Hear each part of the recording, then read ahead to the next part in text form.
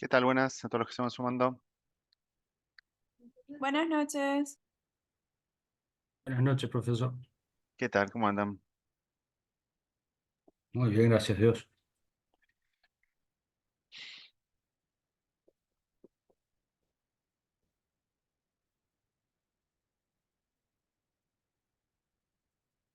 Esperamos 2 minutos más y arrancamos.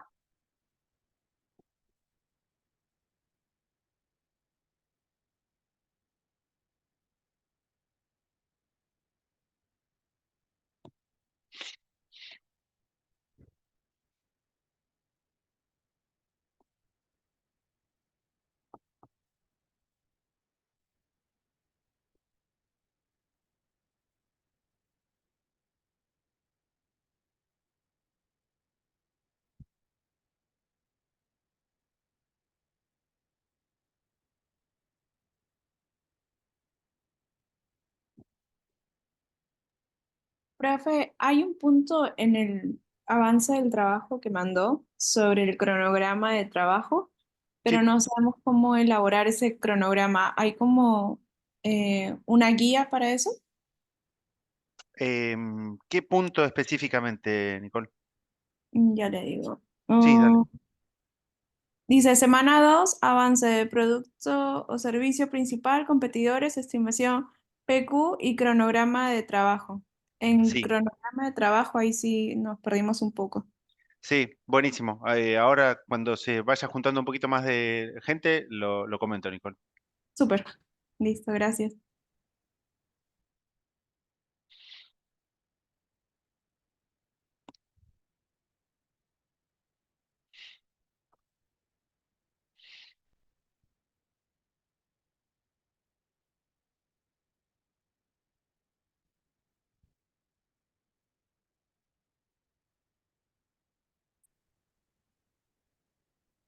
Buenas noches, ¿Qué tal? ¿Cómo andas, Juan Emilio?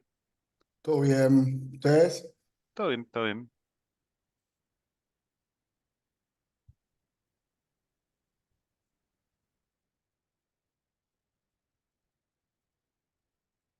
Esperamos un minutito más y arrancamos.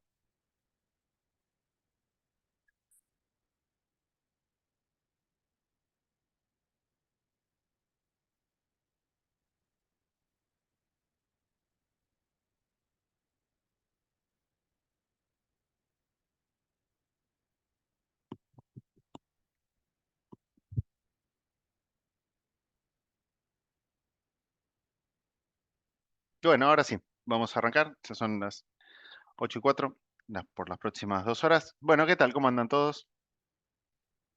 Después de 2 semanas que no nos vimos. Bueno, eh, creo que fue un descanso, por lo menos para ustedes. Algunas cosas que... Buen día, Miriam. ¿Cómo andás? Algunas cosas que les quería comentar respecto al trabajo práctico que me hizo una pregunta, Nicole. Yo les mandé un cronograma que es y alguien creo que Marta me preguntó hoy por mail, ustedes no tienen entregas formales, a menos que yo les diga que tienen una entrega formal. El cronograma que yo les compartí es como una guía para que a ustedes les sirva qué es lo que van a ir haciendo y cómo van a ir llegando. Entonces, dentro de los distintos puntos, obviamente cuando uno empieza a hacer un plan de negocio, ¿qué empieza? Por hacer cuál es la estimación de mercado, quiénes son los principales. Son como las actividades que uno debería ir empezando a relevar como equipo. Y más o menos le pongo la fecha a las clases para que ustedes más o menos vayan siguiendo con las clases, aún aunque nosotros no tengamos una interacción de cómo va el trabajo práctico por ahora, pero digo para que ustedes vayan teniendo idea de la magnitud del laburo y para que lo vayan siguiendo en una forma más o menos sincrónica, para que lleguen a la última reunión con más o menos con todo hecho. De todas maneras, yo lo que siempre hago, sobre todo en esta cursada de esta maestría virtual, yo lo que hago en general es adelantar mucho y lo más rápido posible toda la parte teórica en las primeras clases, con lo cual me escuchan hablar mucho a mí, pero lo que quiero es adelantar y terminar casi bastante rápido con todas las partes teórica, para así dejarle más tiempo en el resto, en las últimas reuniones, para que tengamos tiempo de debatir los trabajos prácticos, que es la aplicación de lo que vimos en la teoría, y ahí profundizarlo. El cronograma que yo les di de los trabajos prácticos no es para que ustedes presenten, de hecho yo ya eso sí se los comenté, no hay ninguna presentación formal de los trabajos prácticos, la única presentación es la última clase, ahí lo tiene que presentar el plan de negocio, el resto es un desarrollo en donde, bueno, yo sí los voy a ir acompañando y cualquier duda sí me pueden ir consultando, pero no hay un trabajo formal ni es evaluativo, ni mucho menos. La evaluación es el múltiple choice y la resolución del trabajo práctico, perdón, y la resolución de, sí, bueno, la presentación del trabajo práctico, y después los dos casos que yo les pasé de Huawei y de Netflix, por ahora es para que los vayan leyendo, pues son casos relativamente largos, y después yo les voy a decir qué tienen que contestar. Es muy sencillo, lo que tienen que contestar de las dos es una hoja por cada grupo, es solo una hoja, no más que eso, y es en conjunto, es eso.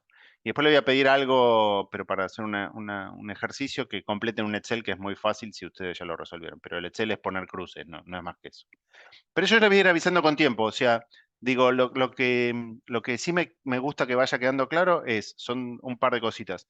Con respecto al trabajo práctico, hay un cronograma que yo les envié de lo que deberían ir presentando en cada clase, pero no es una presentación hacia mí, sino donde ustedes deberían ir estando en cada una de las reuniones, qué es lo que deberían estar haciendo en cada una de las reuniones. Eso es por un lado. Por el otro lado, con respecto a lo de Huawei y con respecto a lo de Netflix, yo les voy a avisar con tiempo. Lo que sí les pido es que lo lean y que lo traten de entender eso solo. Y yo después, una vez que lo leen y que ya lo entendieron, yo les voy a avisar con tiempo qué es lo que tienen que contestar. Y me tienen que mandar un Excel muy sencillo que tienen que poner unas cruces. Y nada, y el multiple choice es la anteúltima, y es básicamente el multiple choice es lo que estamos viendo acá en todas las reuniones. Así que eso es en términos formales de esta cursada. ¿Alguna duda, consulta, pregunta? De todas maneras, saben, bueno, con algunos interactué, me mandaron, algunos les pasé los estados de resultados, me acuerdo de la gente que va a hacer Tesla, bueno, que lo vaya leyendo, son bastante largos. Está bueno cuando uno se mete con los grupos, digo, por ejemplo, Tesla, uno de los grupos lo va a hacer, lo va a analizar, bueno, Tesla no le está yendo muy bien ahora, no importa, es en finanzas se llama inside information, ya saben lo que le está pasando este año, las acciones vienen bajando, el tema de la competencia china es muy fuerte, nada. Eso está bueno para cuando uno se mete con un tema, que vayan siguiendo lo que va pasando ahora, porque de hecho mucho de lo que nosotros estamos compartiendo son cosas que están pasando en este momento, porque eso es lo más interesante. Ahora, ¿alguna pregunta, duda, consulta? No, bueno. Ahora, bien, como nosotros compartimos lo que está sucediendo ahora, para mí es súper importante algo que empezamos a ver la reunión pasada. Dígame si ya están viendo la presentación. Sí, ¿Están se ve. viendo? Genial, buenísimo. Que son algunas cosas, algunos términos, algunos conceptos que son los términos y conceptos que atraviesan a la economía digital o a los modelos de negocios dentro de la economía digital que se vienen dando desde que yo empecé a dar esta maestría, que es hace 10 años. Entonces, estos son como conceptos que se mantienen y que a veces toman más preponderancia o menos preponderancia de acuerdo al momento, pero que son como constitutivos de la economía digital, que son particulares de la economía digital y que independientemente de las tecnologías, del lanzamiento de 5G, del lanzamiento de la inteligencia artificial, etcétera, etcétera, estos son como conceptos que están por debajo, como el subterráneo, como el sustento de todo lo que los negocios que se desarrollan en las plataformas digitales. Algunas de las cuestiones no voy a repetir, solamente los voy a repasar muy rápido. Uno que vimos en la reunión pasada, el tema de la larga cola o long tail. Otro, los efectos de red. Acuérdense que los efectos de red pueden ser directos o indirectos y esto es fácil de entender en redes, en donde en las redes sociales, por ejemplo, los efectos de red son directos porque nosotros nos beneficiamos con que más usuarios estén dentro de esa misma red y después están los otros efectos de dos vías o indirectos que se da básicamente en todas las plataformas de marketplace en donde es fácil verlo porque hay dos redes, una red de compradores y una red de vendedores. Entonces, y tienen efectos y tienen intereses disímiles, pero la plataforma lo que hace es unir los intereses de uno y los intereses de otro para generar una plataforma y un modelo de negocio. El tema de la economía de la atención, hace tiempo que se viene hablando cada vez más, y cada vez más nosotros estamos luchando por el tiempo que pasan los usuarios dentro de las redes. El tema de los monopolios, este es un tema que lo habíamos visto en términos de técnicos, que es este índice. Este índice es muy utilizado por las agencias de defensa de la competencia. ¿Por qué lo pongo? Esto, por ejemplo, cuando se empezó a dictar esta maestría, no era un tema muy relevante. Cuando a medida que fue pasando el tiempo, cada vez fue más relevante y hoy es casi definitorio, sobre todo en los países europeos. Y en algunos casos en Estados Unidos también hay juicios contra las distintas grandes plataformas digitales para que estas plataformas desinviertan o se parten en distintas empresas y puedan ser más competitivas. ¿Por qué? Porque hay como una gran discusión, es que si la plataforma digital, por su lógica, por su modelo de negocios, por su viralización, por sus efectos de red, etcétera, etcétera, tarde o temprano, naturalmente, por el propio dinámica del negocio, no se transforman en monopolios que deben ser regulados. Entonces ahí hay una gran discusión y de hecho la estamos viviendo ahora y es permanente.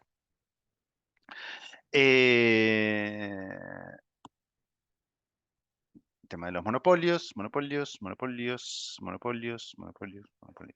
Esto lo vimos la reunión pasada, creo que era el último tema que habíamos compartido, el tema de la neutralidad de red. El tema de la neutralidad de red es constitutivo al desarrollo del negocio digital. Dos conceptos muy importantes. Uno, la palabra OTT, que creo que lo habíamos mencionado. OTT quiere decir over the top. Todas las empresas digitales, todas las plataformas digitales son conocidas técnicamente como OTTs. ¿Por qué son OTTs? Porque se montan sobre una red existente. ¿Cuál es la red existente? La red de las telecomunicaciones. Sobre esas redes se montaron todos estos negocios que se llaman todos estos negocios digitales. ¿Cuál fue una de las causas y uno de los motivos que permitió que estos negocios se expandieran? Es la neutralidad de las redes. Las redes que estaban por debajo, las telcos, dejaron que el tráfico fluyera de una manera democrática y igualitaria entre todos los proveedores, así sean grandes proveedores como pequeños proveedores. Esto lo que hace es que cualquier persona o cualquier empresa que quiera desarrollar un negocio sobre Internet, por lo menos tiene garantizado de que cualquier usuario tiene la misma posibilidad de llegar a su sitio en condiciones iguales respecto a sitios mucho más grandes o sitios mucho más potentes. Y de esto se llama la neutralidad de la red. Es un tema es un tema un poco más técnico, pero es un tema muy importante porque eso es lo que permitió el desarrollo y el crecimiento de los negocios digitales. Cualquiera que me quiera interrumpir o hacer una pregunta, obvio, no es necesario. No veo si levanta la mano o no, así que si quieren interrumpirme así, no hay ningún problema. Otro de los temas del tema de la neutralidad de la red, como ustedes saben, toda la Internet va por las redes de fibra óptica. Las redes de fibra óptica, al principio, hace 10 años, eran las empresas de telecomunicaciones. Cuando hablamos de empresas de telecomunicaciones, son empresas que ustedes conocen los nombres como Verizon, China Mobile, AT&T, Vodafone, Deutsche Telekom, Telefónica, Claro, etcétera, etcétera.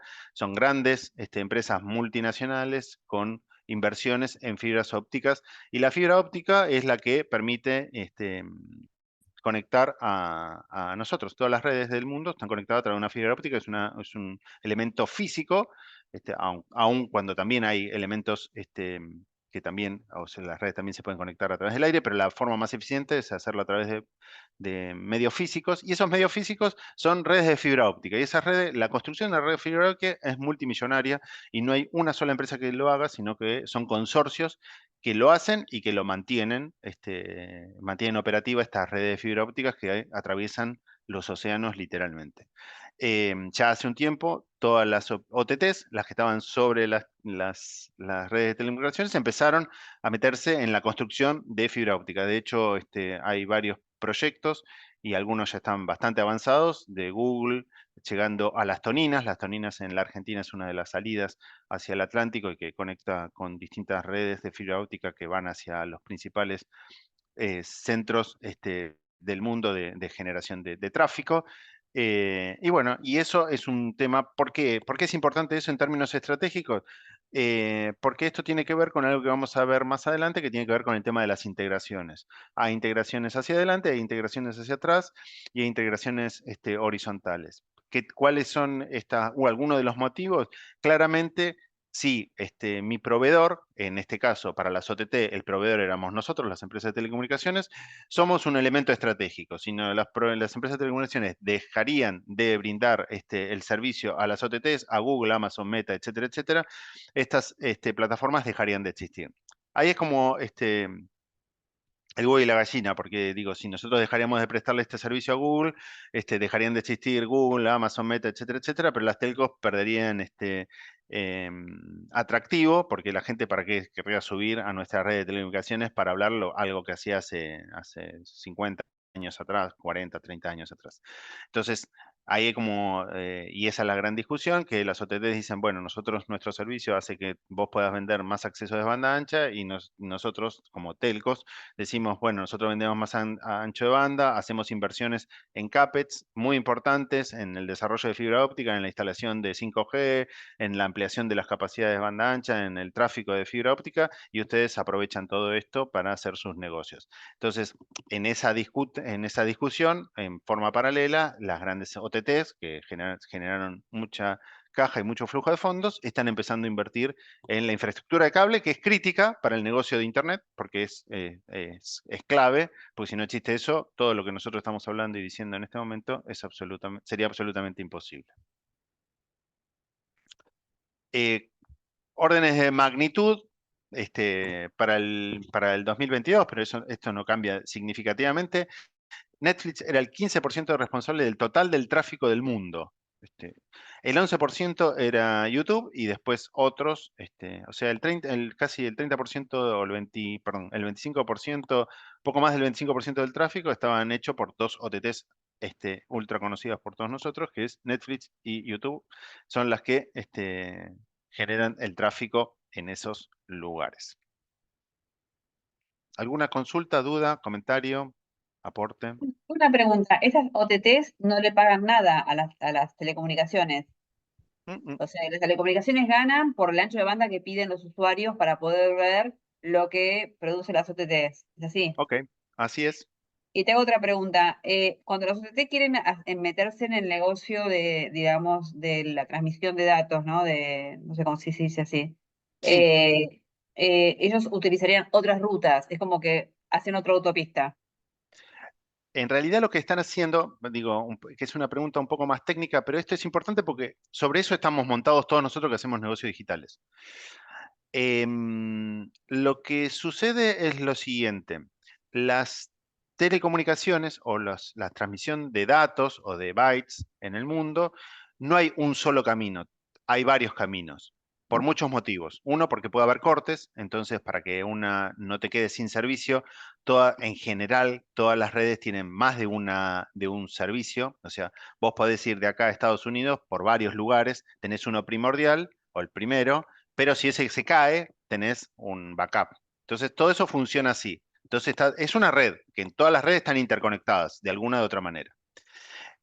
El tema es que esas redes, esos backbone importantes, los están empezando a construir o están empezando a invertir estas OTTs, un poco para independizarse o para no ser tan dependientes de las telecomunicaciones, en el caso de que en algún hipotético caso las telecomunicaciones digan no te llevo más tu tráfico, ellos ya tienen otro tráfico y también les permite negociar desde otra manera.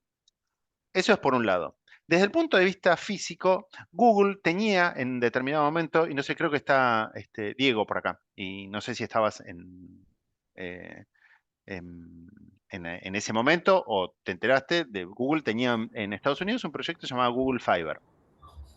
No, ese no. Yo el que conocí fue Porque no sé hace cuándo entraste en Google, pero este Google en Fiber puede ser... 2018. Y puede haber sido un poquito antes, debe ser del Puede ser. 2008 Sí, o por ahí. no lo he escuchado. Básicamente, ¿qué hizo Google Fiber? O sea, lo mismo que nosotros estamos viendo acá con los cables, Google dijo, che, nosotros tenemos que brindar el mejor acceso a Internet. Entonces vamos a fibrar las calles. Y la verdad es que hay unos skills que tienen las telcos que no tienen las OTTs. ¿Cuáles son esos skill. Tenés que ir a hablar con la municipalidad, tenés que lograr los permisos, tenés que hacer un agujero en la calle, tenés que tratar con contratistas, tenés que tirar la fibra óptica, tenés que mantenerla. Son todos skills que las OTTs, viniendo del mundo digital, no los tenían. Entonces le fue mal, lo descontinuó de hecho ese proyecto. Esa unidad de negocio que tenía Google, que se llamaba Google Fiber, no me acuerdo en qué, lo quiso hacer en 2 o 3 ciudades, lo hizo, lo implementó, era muy buena, pero después se dio cuenta que es la operación de eso, tiene unas capacidades que las telcos las tienen y que Google no tiene, y que Google tiene unas capacidades que las telcos no tienen. O sea, claramente, son dos mundos diferentes. Digo, es difícil para Google meterse en un proyecto de Fiverr en donde el EBITDA le diera el 20% cuando el resto de su negocio le daba el 40, el 50%, y aparte, entre criollo y una frase académica, era un quilombo bárbaro. Entonces, porque es muy complejo desarrollar una fibra si uno no tiene esos skills. Digo, si no tiene una red anterior, por lo menos, porque es más fácil para conseguir los permisos. Bueno, hay un montón de cuestiones muy operativas en los cuales las telcos, perdón, las OTTs hoy todavía no, o sea, el ancho de banda de todos nosotros y en todo el mundo está dado por otras empresas que no son OTTs. Eso un poco respondiendo a lo que vos preguntabas, Marta.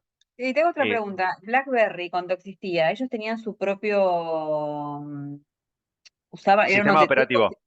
Sí, Era claro, su no, propio sistema operativo y era era una sí, mezcla. El sistema operativo se montaba sobre era como si fuera una OTT. ok. iOS, Android es como una Sí, sí, OTT, pues tenían su propio sistema operativo, sí, sí, sí, sí. exactamente. Y después era un dispositivo físico, vendía algo analógico que era Pero un yo lo que dispositivo. sabía es que cuando, por ejemplo, si, BlackBerry no estaba, al principio, cuando no estaba en Argentina, no podías tener BlackBerry. ¿Por qué? No tenía su propio canal Tenía, de... tenía una red propia, Claro, un eso te canal, una preguntaba. red, tuvo una red propia. En algún momento tuvo una red propia, en donde se interconectaban los propios BlackBerry. Y eso fue una Claro, ventaja competitiva y eso importante. era, digamos, ¿no era un OTT ahí o sí? Sí, de nuevo, muchas de estas cosas son como grises en algún punto. En ese momento, BlackBerry, el sistema operativo se monta sobre una OTT. Es una OTT porque es un sistema operativo que se monta sobre otra red existente. Y esa red existente y ese sistema operativo funcionaba en dos redes. Una, la propia de BlackBerry, que les permitía interconectarse entre todos los BlackBerry del mundo, y otra también hacía uso para la activación, etcétera, etcétera, de las propias redes de telecomunicaciones. Cuando vos activas un teléfono, hay algo que se llama over the air, que vos vas a la telco, o sea, la provisión es medio técnico, pero digo, para que funcione tu teléfono, la empresa de telefonía móvil te tiene que habilitar, aún siendo un BlackBerry o un Apple, etcétera, etcétera, porque vos, Marta, como en un BlackBerry, también querías llamar a uno que tiene un Android y también querés llamar a uno que tiene un iOS y yo te tengo que permitir que te puedas comunicar con todos. Entonces hay como una base atrás que, bueno, que permite eso. Por otro lado, BlackBerry sí tenía una red. Sí, Diego, quería decir algo. No, hay un pequeño comentario y me disparó esto que decía Marta, pero al final un poco es como, si bien están las OTTs que se montan sobre la red ya montada, o sea, podés ir para atrás y decir, bueno, si no estuviera Apple que hace los dispositivos, no puedo acceder a Internet, entonces ¿para qué me sirve la conexión de Movistar, Ese Claro, quien sea? Es como, es el, Tal es cual, un ecosistema también. es el huevo y la gallina. O sea, Claro. ¿quién es más importante? Y esa es la discusión, digo, ¿quién es más? Eso se está discutiendo. ¿Por qué? Porque las inversiones de CAPEX son el 15% de los ingresos de las telecomunicaciones, 15, 20%, es un montón de guita. Entonces, y cada vez el EBITDA cada vez es menor. Digo, estamos hablando, cuando hablamos de estrategia, estamos hablando de eso. Entonces, yo me doy vuelta, yo soy una telco y tengo EBITDAs del 30% y me doy vuelta y te veo a vos, Diego, Google tiene el 40% y digo, che, compartamos algo. O sea, me haces invertir a mí y vos te llevas el 40. Digo, esto lo digo muy así ya, no exactamente así, pero digo, ese es un poco el trasfondo que hay entre esto que está por detrás. ¿Por qué me detengo siempre en esto? Porque esto es lo que es la base de todos los negocios digitales. Esto es lo que está por atrás. O sea, cuando nosotros armamos una plataforma, armamos un negocio, por pequeño o grande que sea, no importa, digo, está bueno conocerlo. Me parece que es necesario conocer qué es lo que está atrás de todo esto. ¿Dónde se monta todo esto? Porque, bueno, nada, porque vamos a estar trabajando en negocios digitales. Y aunque no tengamos, nosotros no vamos quizás en muchos de los startups, no negociamos con una telco para ver que me dé mejor calidad. Pero está bueno conocer cómo funciona, porque me parece que, bueno, cualquiera que haga un negocio está bueno conocer cómo es todo el ecosistema en general, cómo funciona. ¿Algo más? Si no. Bueno. Otro de los temas que no era relevante hace 10 años, pero sí empezó a tomar mucha relevancia en los últimos años, sobre todo con el affair de Cambridge Analytica, de Facebook, etcétera, etcétera, las cuentas, etcétera, etcétera, es el tema de la privacidad de los datos. Creo que esto es un gran interrogante para mí. Digo, la mayoría, o sea, el tema, ustedes lo van a escuchar, el tema de GDPR, que es General Data Protection Regulation, que es como una norma en Estados Unidos. Entonces, el tema de la privacidad de los datos es como un tema que cada vez va tomando como más entidad. Al principio todos hace 10 años el tema de no era un tema relevante, el tema de la privacidad. La verdad, no se hablaba mucho de la privacidad. Se sabía que nosotros dejamos todos los datos, qué sé yo, que lo usaban, etcétera, etcétera, pero no había esa conciencia de la privacidad de los datos.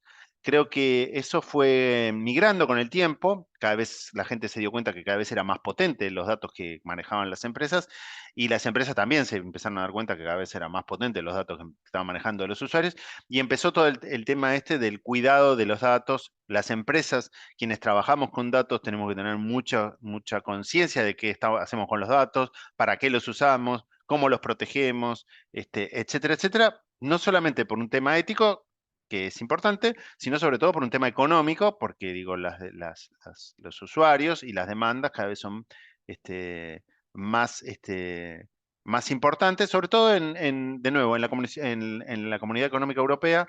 Este tema es como mucho más candente que en el resto del mundo, claramente. Entonces, nada, es un tema que lo escuchan, que quienes trabajamos en datos o quienes trabajan en datos, no es un tema menor, es un tema súper relevante: cómo se recoleccionan los datos, dónde se almacenan, cuál es la protección, cuál es la seguridad de esos datos, con quién se comparten, cuál es la trazabilidad, etcétera, etcétera, etcétera, que puede tener consecuencias económicas importantes. Entonces, quienes estén en una startup, etcétera, etcétera, aún por chico que sea, es importante guardar, porque muchas veces nosotros en nuestros startups, aún con plataformas que podamos comprar como para las transacciones, ahí va a haber tarjeta de crédito, va a haber nombre, va a haber direcciones, siempre existen. Entonces nosotros, por más grande o por más chico que sea nuestro startup, manejamos datos. Entonces es importante tenerlo en cuenta. ¿Qué vamos a hacer con esos datos? ¿Dónde los vamos a alojar? ¿Qué información le vamos a pedir? ¿Para qué la vamos a usar? Porque es un tema que cada vez toma mayor dimensión. De hecho, yo nada, esto es un tema personal. Yo no comparto video, porque para ver videos yo les mando el link de YouTube y lo ven ustedes solos, ¿no? No me parece demasiado ético, pero esto es una opinión personal que no me escucha nadie, compartir videos, algo que sean súper importantes. Pero si no, la verdad lo pueden ver. Hay una campaña de iPhone hace un tiempo que yo se las voy a mandar le voy a mandar los links a los responsables, después derivenla, pero está re buena, o sea, porque habla sobre la privacidad, como un diferencial de los iPhone respecto al resto de las marcas que nos protegen la privacidad. Y eso es como un valor que está. Y hay una gran discusión, discusión que es también cuasi filosófica, de las generaciones que vienen por detrás de nosotros, no por la generación ni mía, que estoy mucho más adelantado que ustedes, o mucho más viejo que muchos de ustedes, ni para Aldana, sino para los que vienen atrás. Y es una para mí es esto lo digo de forma abierta, y es un pensamiento que yo tengo. Digo, yo creo que las generaciones que vienen, los más chicos, nos van a decir: pero vos ponías tanta información en la red, vos eras Gil, o sea, digo, vos compartías todo esto en la red. Digo, qué raro que eras. O sea, me parece que, digo, sobre todo porque ustedes van a hacer negocios con las generaciones que vienen después. Me parece que el tema de la privacidad, por lo que yo, digo, tengo de formación sociológica, con lo cual me interesa y por varias conversaciones, el tema de la privacidad está empezando a tener, para muchos chicos, está como diciendo: che, no está bueno compartir todo. Yo no quiero que todos sepan todo. Entonces, nada, lo pongo, nada más una hipótesis. Si de acá a 20 años esto sucede, me llaman y me dicen: che, Flavio, sí, tenías razón. Y si no pasa, olvídense lo que dije. Pero me parece que el tema de la privacidad va tomando cierta relevancia. La gente empieza a tomar noción de que, bueno, que hay una cierta privacidad a mantener, y que no es lo mismo compartir cualquier dato, que sí sucedía en algunas generaciones anteriores, que lo compartían como mucho más inocentemente. Digo, ahora hay todo como un cierto cuidado. Nada, es un tema muy importante. Este aviso está muy bueno, se los voy a compartir. Otro tema, recontra importante, constitutivo de los negocios de las OTTs, es la disputa geopolítica. ¿Dónde pagan los impuestos? ¿Quién es más grande? Si los países o las empresas. Y hay una discusión muy importante, nuevamente. La mayoría de las empresas, las principales OTT, están en lo que se llaman paraísos fiscales, sus sedes, con lo cual hay una elusión o evasión impositiva importante. Francia es como la más activa, tratando de cobrarle a todas las empresas OTTs. Bueno, hay una discusión ahí, de nuevo, dónde se generan los ingresos y dónde se pagan los impuestos. También es un tema, lo mismo, la privacidad. Digo, esto es, a mí siempre me gusta plantear en términos estratégicos, esto es independientemente de lo que estamos viendo, pero en términos estratégicos uno tiene que ser lo más abierto, lo más open mind literalmente posible. Por lo cual, independientemente de lo que yo opine, si está bien, si está mal, qué sé yo, pero todos tenemos que ver toda la información y es lo que sucede. Digo, si nosotros operamos una empresa o gestionamos una empresa, no importa si lo que sucede afuera me gusta más o menos de acuerdo a mis valores y a mis principios, pero yo tengo que actuar sobre esos valores y principios. Entonces, no importa si yo estoy de acuerdo que sean paraísos fiscales o no, no importa eso, pero hoy existen y hay una disputa muy importante en el mundo de dónde van estos impuestos, digo, el aporte de los impuestos de estas empresas. Y ahí también hay como una discusión con otras empresas y con otras industrias, en donde tienen sedes, en donde no pueden tener sedes en paraísos fiscales porque tienen concesiones. Las concesiones son nacionales, entonces esas tienen que aportar impositivamente en los lugares donde operan. Estoy hablando de las telcos tienen una concesión, lo cual no pueden tener un paraíso fiscal, pueden tener las ganancias, sí, que yo, hay una empresa muy grande en Latinoamérica que se llama Millicom, cuya sede central está en Luxemburgo, pero con las ganancias que hace, luego del pago de los impuestos de todos los países latinoamericanos donde opera, bueno, con eso hace. Pero bueno, nada, esto un tema también, el tema impositivo también está tomando cada vez más importancia y es una discusión que todavía no tiene solución, como como el tema de la privacidad, bueno, porque se van desarrollando. Entonces, también me parece que está bueno porque cuando uno lee y cuando lee mucha información, digo, un poco entienda qué es lo que está por atrás. O sea, porque estos son los grandes temas del negocio digital. Digo, o sea, qué es lo que está por detrás de cuando nosotros leemos un montón de noticias. ¿Pagan o no pagan impuestos? ¿Hay privacidad o no hay privacidad de datos? ¿Aportan a los lugares, en los países donde están operando las OTTs o no aportan? ¿Hay neutralidad de red o no hay neutralidad de red? ¿Existe la larga cola o no? ¿Hay efecto de red? ¿Hay dos redes o hay una sola red? Digo, todo eso está, cualquier noticia que nosotros leamos de cualquier empresa, si usted se la pone a pensar, todos estos puntos podrían tocar de cada empresa digital que nosotros pensamos, cómo impacta cada uno de estos puntos en esa empresa digital. Entonces, digo, por eso me parece que esto es constitutivo y que es independiente y que y esto les va a servir no ahora, no dentro de 5 años, y yo creo que esto va a seguir siendo constitutivo los próximos 10 años, porque de hecho, no son temas que se resuelvan a corto plazo. Otro tema, el famoso, los algoritmos, ética de los algoritmos. No sé si alguno vio este ejemplo, también es otro video súper interesante, de una prueba que hizo el MIT, de una encuesta a nivel mundial. No sé, ¿alguien escuchó de esto o no? Estaba en el material que subiste para la clase, ¿no? Creo que sí, creo que está. ¿Lo Perfecto. viste el video? Sí, sí, lo vimos, sí. Va, al menos Qué yo lo grande. Muy bien. ¿Le trajiste una manzana también? Qué grande, bien. No, fenómeno. Ella hizo las tareas. Bueno, básicamente, ¿cuál es el tema? El tema, esto es súper importante. Autos autónomos, ¿existen? Sí. ¿Pueden funcionar? Sí. ¿La tecnología está prevista? Sí. Como muchas de las tecnologías, porque esto solamente se da en los autos autónomos, pero esto se da en un montón de tecnologías. La tecnología está disponible para un montón. Hoy en día, el tema de la inteligencia artificial atraviesa también este punto. Es lo que yo llamo la ética de los algoritmos. ¿Qué quiere decir esto? Que los algoritmos es una caja negra que nadie sabe muy bien qué hay detrás de esa caja negra, en muchos casos, y cada vez más la gente se pregunta qué hay detrás de esa caja negra. Entonces, quienes vieron el video, si querés contarlo brevemente, Viviana, te invito, si tenés ganas. Sí, hicieron como un relevamiento a nivel global y vieron que las decisiones de las personas en términos de seguridad y a quién debería impactar primero un auto en el caso de un accidente variaban de cultura en cultura. Por ejemplo, en Latinoamérica el rol de la mujer era como más importante, entonces se pensaba primero que salvar la vida de un niño y la de una mujer era más importante sobre la vida de un hombre. En otros países como Asia, la vida de los ancianos es más valorada.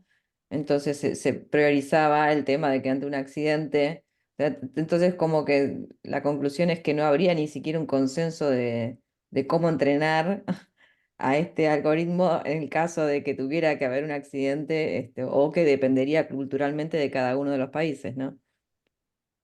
Excelente, excelente explicación. Entonces lo que ven es que lo que atraviesa y lo que a mí cada vez estoy viendo cada vez más últimamente es que las grandes discusiones sobre los negocios digitales no son discusiones tecnológicas, sino son discusiones humanísticas. La tecnología ya está dada, o sea, lo que se está discutiendo ahora es para qué se usa, cómo se usa y qué es lo que permite hacer esa tecnología. Entonces, el tema de los algoritmos y los sesgos de información y que nosotros vivamos en silos en donde nos retroalimentamos de la misma información de la cual nosotros estamos de acuerdo, es un problema. Y es un problema también para las propias empresas, digo, y que no pueden darle una solución porque es súper compleja. Digo, yo quiero irme a Cancún. Bueno, ya está, ya lo compré el pasaje. No me mande 10 veces más porque no voy a comprar a Cancún porque ya me fui. Digo, es un ejemplo muy tonto, pero digo, con ese ejemplo también hay cuestiones que son no tan tontas, que es, si yo estoy buscando alcohol y yo tengo problemas de adicción alcohólica y la empresa me ofrece cada vez más el consumo de alcohol, es un problema. Es un problema de la humanidad, digo, es un problema ético. Y los algoritmos están preparados para optimizar los clics y para optimizar las conversiones. Entonces, claramente, si yo le ofrezco alcohol a alguien que tiene un problema de alcohol, la probabilidad de que haga clic y que compre es mucho más alta a alguien que no lo tiene. Entonces, todos estos temas, que en definitiva, un poco lo hablábamos las reuniones anteriores, lo que sucedía en el mundo analógico se está trasladando al mundo digital de alguna manera porque cada vez es más masivo. Antes era, digo, hace 10 años era un poco más nerd, un poco más techie, un poco más outsider, un poco, digo, tenía volumen, pero digo, cada vez es muy masivo. Digo, cuando ya, digo, mi mamá me empieza a mencionar fake news, ya de hace unos años, digo, claramente ya la atravesó, o sea, va a cumplir 90 años, con lo cual ya está, digo, no es menor, digo, está pasando, o sea, es muy masivo. Entonces la humanidad se metió dentro de las redes. Entonces es un territorio, como muchos hablan, que es bien interesante, que hay muchos territorios y hay uno más que es el territorio digital. Entonces en ese territorio digital, los algoritmos va a ser un tema de discusión. Entonces, digo, como empresa, digo, ¿qué es lo que, digo, promovemos el consumo o no promovemos? ¿Tiene que haber regulaciones sobre esto o no? Bueno, son grandes debates también que van a atravesar los próximos años porque son fundantes de este nuevo territorio que todos estamos habitando y cómo lo vamos a habitar. Esa es como la gran discusión. ¿Alguna pregunta, duda, consulta, comentario? Un par de cosas sobre lo que dijiste de Google, que de la inversión que querían hacer para Latinoamérica también estaba la opción de que querían financiar a los gobiernos para dar redes Wi-Fi y de permitir acceso. Ese es Este, Meta. Ese es Eso era Meta. Google. Google hace como 5 años atrás, que no quería tirar el cable Sí, oceánico hacia Latinoamérica, ¿te acordás? sí. Este, Pero y Meta también tenía en el plan ese, no sé cuántos millones que querían poner, estaba financiar a ciertos gobiernos de Latinoamérica para, no sé en qué quedó eso, si al final se dio o no se dio, pero sé que querían financiar. Sí, bueno, nada, hay una relación entre los estados, son empresas muy grandes, bueno, hay una relación entre los estados y estas empresas, en algunos casos, nada, en algunos casos ayudan al desarrollo en algunos lugares, en otro caso es discutible, pero eso ya tiene que ver con o sea, con una opinión personal, con lo cual yo no doy opiniones personales. Lo que sí es cierto lo que vos mencionás, Viviana, sí que hay una interacción cada vez mayor, o de Microsoft mismo, en muchos ministerios de educación de Latinoamérica también, proveyendo distintos soft para el desarrollo educativo, etcétera, etcétera. No sé, ¿alguien levantó la mano? ¿Alguien dijo algo? Acá en Chile se hizo... Ah, Diego, vos estás diciendo, sí. Sí, se está haciendo lo del cable. Está entrando en Valparaíso. ¿Firmiña es? No, o no. No, por No ahí me digo cualquier cosa. No, acuerdo exacto dónde, pero era por la región de Valparaíso que entraba. ok. Pero no sé en Pero qué eso, estado está, pues se hizo a final del año pasado o principios durante el eso es verano para fue. conectar todo el Pacífico. Claro, hubo ahí, pero no me acuerdo si ya está listo o está en proceso. Bueno, fue un anuncio que se hizo, pero no me acuerdo, junto con el presidente de acá de Chile. Fenómeno. Buenísimo. Acá hay digo, de nuevo, estas grandes empresas generan mucho tráfico, mucho desarrollo. Estamos todos dentro de utilizando los servicios de estas empresas. Bueno, con lo cual hay un tema que va a ser interesante en el futuro. Sí, ¿Alguien más también es quiere? Sí. interesante esto de que cómo les van, incluso a las telcos les van robando cada vez más mercado, porque ya, digamos, al aparecer las plataformas de streaming y todo esto, eh, empiezan a competir y tienen, hasta las mismas telcos tienen que transformarse más en el terreno de lo digital, ser, por ejemplo, ya no proveedoras de televisión por cable, sino ser más proveedoras de contenidos por streaming. También tiene que ver con un tema de consumo del público, ¿no? Pero cómo aparecieron como no amenaza y después se transformaron en una gran amenaza para el negocio de las telcos y cada vez les demandan más desarrollo de infraestructura, porque cada vez se consume más ancho de banda, ¿no? Sí, sí, tal cual. Ese es el gran dilema de, del mundo de contenidos, de consumos, de tráfico, de datos, etcétera, etcétera. Siempre es interesante porque siempre surge algo nuevo y siempre son mercados muy dinámicos. El mercado de las telecomunicaciones y sobre todo ahora en el mundo digital. Hay un Las librito. telcos también se empiezan a integrar, ¿no? Porque también, así como las OTT quieren desarrollar sus propios autopistas, las telco también empiezan a comprar o a tener también servicios de streaming, comprando compañías, ¿no? Que hacen como las Sí, integraciones. sí, tal cual. Ahí hay como un tema de integración. No se sabe muy bien todavía cuál es el modelo, porque no hay ningún modelo, está todo en vías de desarrollo. Con lo cual estamos viviendo, eso es lo más interesante y lo más apasionante de esto, porque estamos viendo ese proceso. No es un proceso cerrado, y sino que es un proceso que está cambiando significativamente. Lo que es más relevante para todos nosotros que estamos viviendo es tener la noción de que hace 20 años nosotros hablamos de estrategia, y estrategia es cuánto valen las compañías. Y para mí eso es como fundamental siempre que hablamos de esto. Después hablo de los algoritmos, de la ética, que para mí también es súper importante. Pero digo, cuando hablo de estrategia estamos hablando de cuánto valen las compañías. Y en el mundo, las compañías que más valían hace 20, 30 años eran empresas financieras, petroleras, etcétera, etcétera. Y eso cambió. Y eso no es menor que haya cambiado significativamente, porque toda la humanidad, todos los los inversores, ¿por qué apuestan esto? ¿Por qué a los datos? ¿Por qué el petróleo de los datos? Todo eso que ustedes conocen bien. Bueno, porque está pasando eso. Y nosotros somos parte de esa transición y estamos viviendo eso. Nos toca vivir eso. Lo que yo digo es que lo que quería comentarte, Marta, que si nosotros, claramente, la generación previa, o sea, nuestros padres, mis padres, vivieron una etapa, la Guerra Fría, otro mundo, en donde era bastante previsible desde su inicio hasta cuando ellos tuvieron, digo, 50, 60 años. Era bastante previsible todo el desarrollo. El poderío de los bancos, el poderío del petróleo, fue durante mucho tiempo. Hubo guerras por el petróleo, etcétera, etcétera. Y ahora estamos viendo una transformación súper importante, porque es una transformación económica. Que arrancó en los 90, fines de los 90, y estamos viviéndola ahora. Y digo, y eso por ahí uno no toma porque no toma perspectiva, pero claramente es algo que es súper importante, digo, lo que nos está pasando. No tenemos dimensión. La forma de interactuar, la forma de comprar, o sea, ¿por qué son tan importantes hoy en día los antropólogos sociales? Porque la interacción que nosotros con los dispositivos, nosotros que somos un poco nerds, bueno, por ahí sabemos, pero si cuando hay millones de personas entrando, no todas las personas se ingresan de la misma manera. Un poco lo que vos decías, Viviana, las culturas son diferentes. No es lo mismo como está el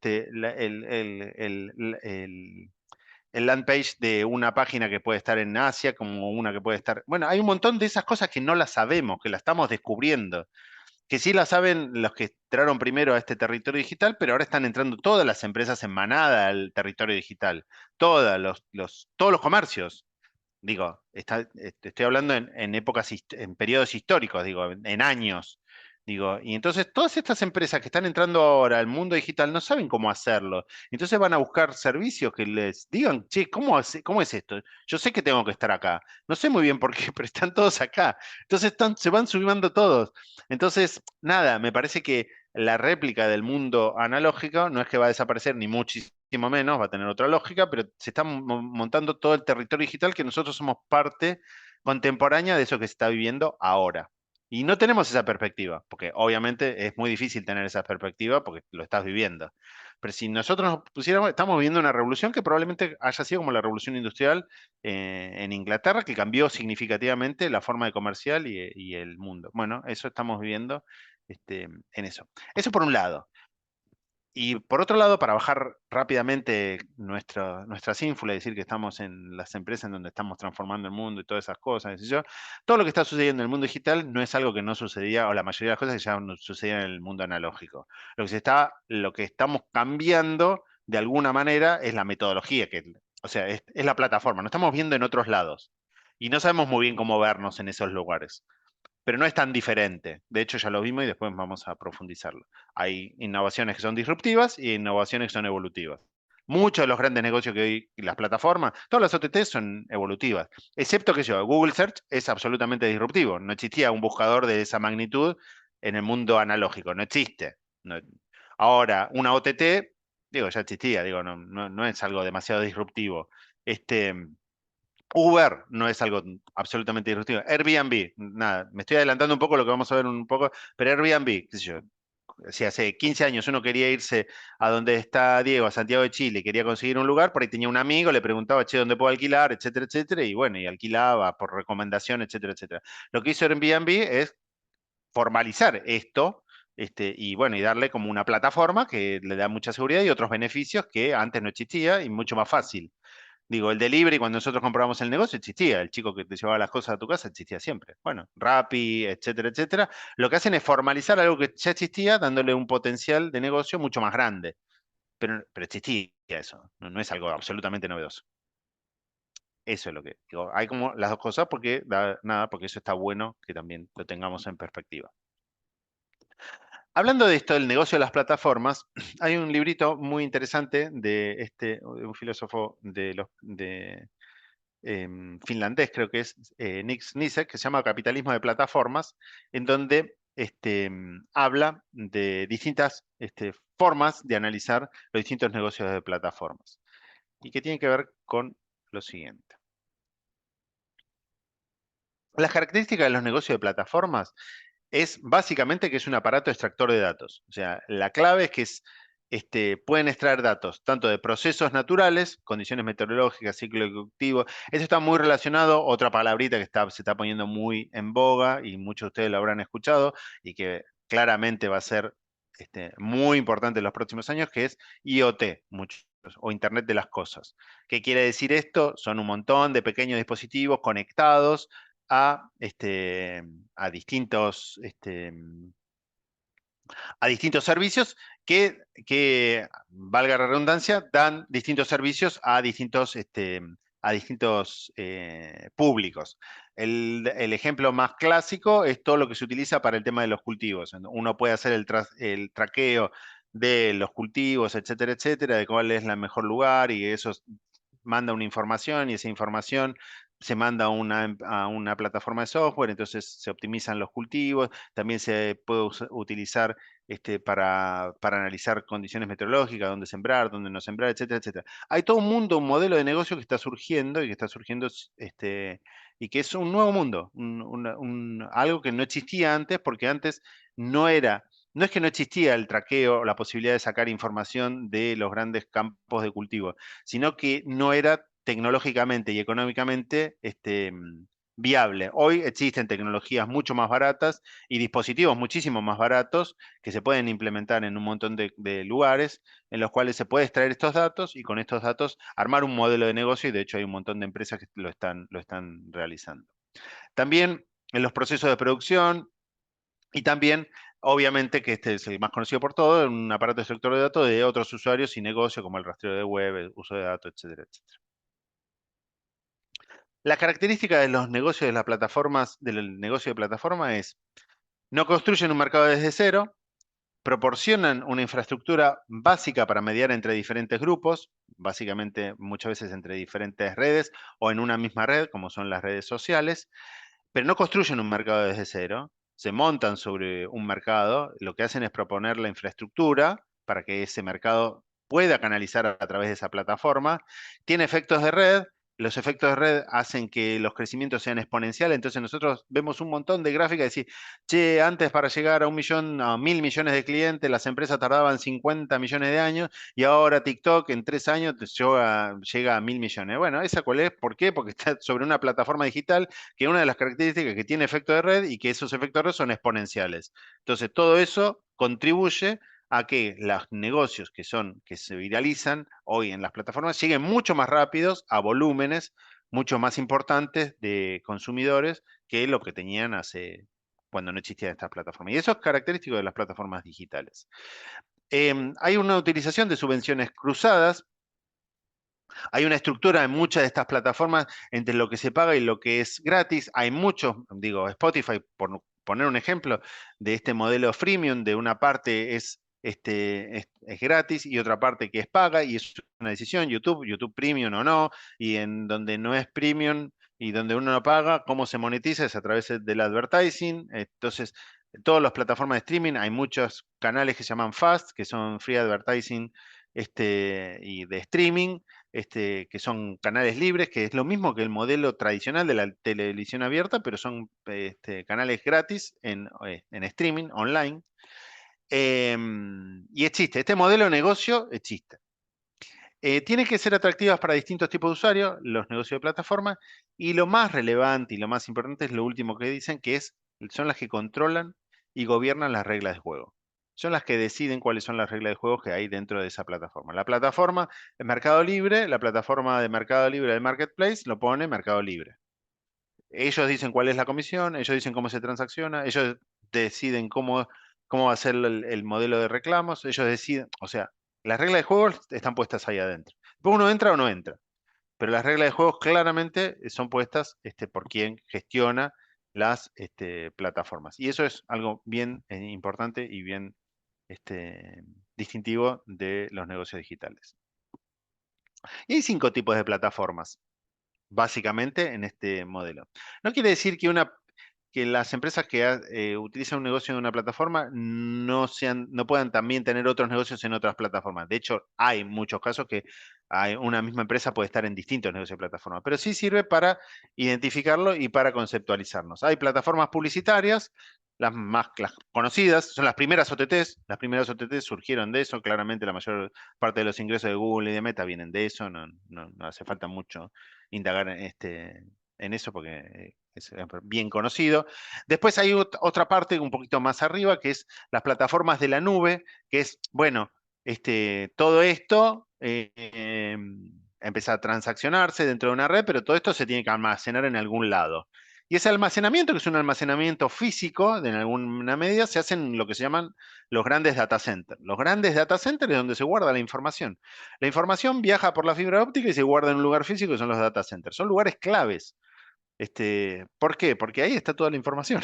Si no existen esos data centers y si no existe la autopista que permita la transacción de estos datos, todos los negocios no funcionarían. Y en estos datos hay distintos modelos de integración y de empresas que se montaron sobre este negocio de la nube. Hay quienes dan exactamente el negocio de la nube como cloud, como puede ser AWS, uno de los más grandes, Azure, que es de Microsoft, que tiene otro data center muy importante. que son los que dan el servicio de hosting, que guarda la información, y un montón de empresas de telecomunicaciones que tienen su data center y que también brindan este servicio. Y después hay otros cloud que son como soft, no como hardware, sino como soft, como una de las más conocidas es Salesforce, que es como un soft que se gestiona y que se administra y que se utiliza a través de la nube. No hay un dispositivo físico, no hay una instalación física, como sí podía haber en otros tiempos en el desarrollo del soft. Después hay otras plataformas que son interesantes, que después las vamos a profundizar un poquito más, que es para aquellos que están en el negocio B2B, que dos empresas, Siemens y General Electric, están tratando de tratarse de convertirse en las grandes plataformas industriales, en donde puedan ser los recomendadores de procesos y de ser como el núcleo de ese ecosistema industrial en donde ellos sean los que gestionan y los que puedan transformarse en proveedores de este software para muchas empresas y muchas industrias en procesos específicos. Después hay otro tipo de plataforma que son plataformas de productos que generan ganancias mediante el uso de otras plataformas para transformar un bien tradicional en un servicio, con un etcétera, etcétera. Spotify es uno de los casos. Hay una interesante que es una plataforma de productos de Rolls-Royce. Los invito a quien quiera, no les voy a decir cuál es, pero el que tenga ganas que averigüe de qué se trata esa plataforma de Rolls-Royce, es bien interesante. Y después hay la última, que son las plataformas que Nick Snisek denomina austeras. ¿Por qué son austeras? Porque lo que hacen es que no tienen activos. Básicamente lo que hacen es utilizan los activos disponibles en la sociedad y lo que hacen es montar una plataforma en donde esos activos se conecten con otra red que quieran hacer uso de esos activos. Básicamente todas las plataformas de alquiler como Airbnb lo que hacen es poner mi departamento, mi activo, para que alguno de ustedes alquile mi departamento y nos pone en contacto, pero el activo no lo tiene Uber, no lo tiene Airbnb, el activo es mío. Entonces no son empresas que no tienen activos, o todas las plataformas de última milla no tienen activos, lo que hacen es poner en conexión dos redes y hacer esos negocios. Lo mismo que Uber, Uber lo que hace es poner en conexión quienes quieren tomar quieren movilizarse y bueno, y quienes quieren prestar ese servicio para que se movilice la gente, y lo que hacen estas plataformas, que él las denomina como plataformas austeras. Entonces, lo que está bueno de esto, en realidad, esta es como una parte como conceptual, digo, esto va a atravesar a todos los negocios digitales. Entonces, cuando nosotros empezamos a ver nuevos modelos, porque en definitiva lo que va pasando es que obviamente de acá en los próximos años van a surgir nuevas plataformas, van a surgir nuevos negocios, etcétera, etcétera.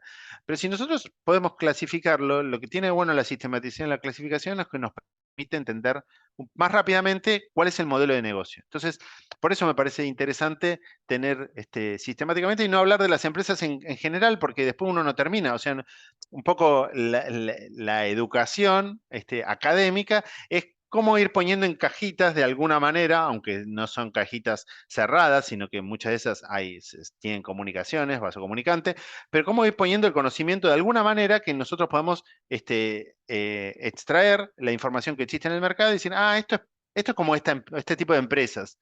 Esto es como este tipo de empresa. Este tiene este modelo de negocios. Entonces nos permite más rápidamente entender cuál es el modelo de negocios. Porque cada una de estas obviamente tiene un modelo de negocio diferente. ¿Alguna pregunta, duda, consulta?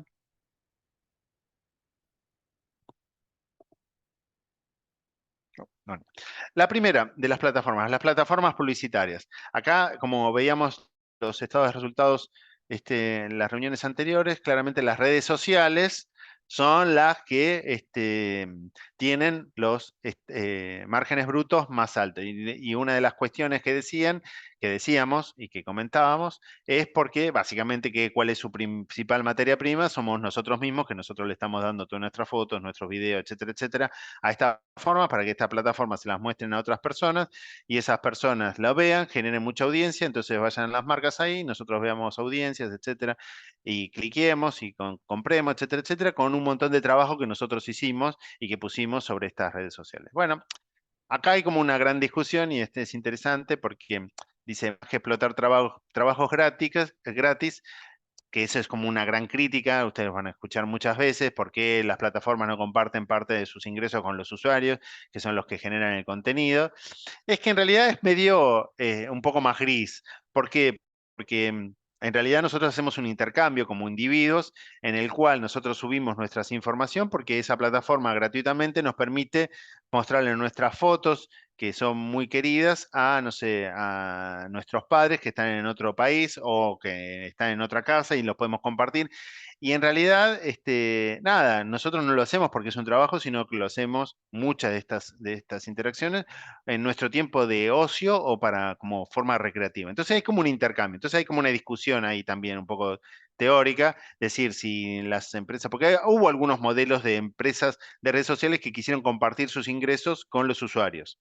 No funcionaron, la verdad no funcionaron. Por ahora no funcionaron. Entonces, parecería que estas plataformas, hay algo que le dan a los individuos que es superior a tener que compartir la información. O sea, yo comparto la información, estoy de acuerdo, firmo esos largos agreement, contratos que nadie lee. Digo, al final pongo sí, ok, hace lo que quieras conmigo. Y bueno, y comparto esa información. ¿Pero por qué? Porque el resultado, el beneficio que yo tengo por ahora la sociedad lo estima muy superior a dejar esta información disponible para terceros y para otras empresas. Entonces, bueno, nada, lo que hacen las plataformas publicitarias, claramente lo que hacen es apropiarse de esos datos para optimizar las búsquedas. Y entonces hay una gran discusión, porque bueno, optimiza las búsquedas, entonces te da elementos más asertivos o búsqueda o productos más asertivos de lo que yo estoy buscando. Entonces eso está buenísimo. Pero después empieza a ponerse todo un poco más gris porque las empresas empiezan a publicitar en Amazon. Entonces, cuando yo empiezo a entrar en Amazon, las primeras ofertas que me hacen no son de cualquier producto, sino de los productos que ellos mismos quieren potenciar. Entonces, es como un supermercado, o sea, no es tan democrático. Entonces, nada, y ahí empiezan las discusiones, ¿no? Entre las empresas de retail, dicen, che, bueno, yo publicito en tu retail, pero vos no me pones en el front de tus búsquedas. Entonces, por más que yo estoy en tu retail y que tengo que estar, no me ve nadie, entonces hay discusiones, che, yo estoy, pero al final vos no me publicitas. Y esto es importante y se los voy mencionando, solamente no voy a hacer más, porque cuando lean Netflix es un poco eso. Digo, las plataformas de OTT tienen también esa complejidad, ¿no? Todos los negocios digitales tienen esa complejidad. Es un poco, de nuevo, un poco entre el huevo y la gallina. Yo tengo que estar en estas plataformas de Amazon, pero si Amazon tiene productos que compiten contra el mío, ¿cuál es la garantía que yo tengo que mi producto va a tener la misma visibilidad que un producto de Amazon? No lo sé. Y ahí es un problema. Si yo empezamos a comprar cada vez más se está transformando la compra de consumos o de supermercados en digitales, entonces si empiezan a aparecer primero los productos de las marcas genéricas de los propios supermercados antes que el resto, y hay, bueno, nada, o sea, hay como toda una discusión ahí bien interesante también que se plantea y que todavía no está resuelta, pero que hay todo un tema entre quién es el dueño de quién. Entonces, yo soy la vidriera, entonces yo muestro, entonces vienen las empresas y dicen, bueno, pero Amazon es monopólico porque no puedo poner en otro lado, y Amazon dice, bueno, créate tu propia plataforma marketplace, y dice, eso no es posible, no hay marketplace con esa potencia. Bueno, es una linda discusión que están teniendo las empresas y las marcas con los retail, tanto del mundo físico como del mundo digital. Otro de los negocios de las plataformas son las plataformas de la nube. Hay solamente, a los que son techies, lo tienen mucho más claro, pero si no solamente para los que no son, solamente para que tengan estos nombres y que sepan más o menos de qué se trata.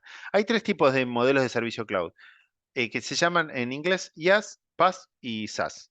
Los más conocidos por todos nosotros como últimos usuarios, o por la gran mayoría, son los SaaS, que quiere decir Software as a Service. O sea, son todos los software que están disponibles y que todos nosotros como usuarios finales entramos. El Office 365, por ejemplo, es este modelo.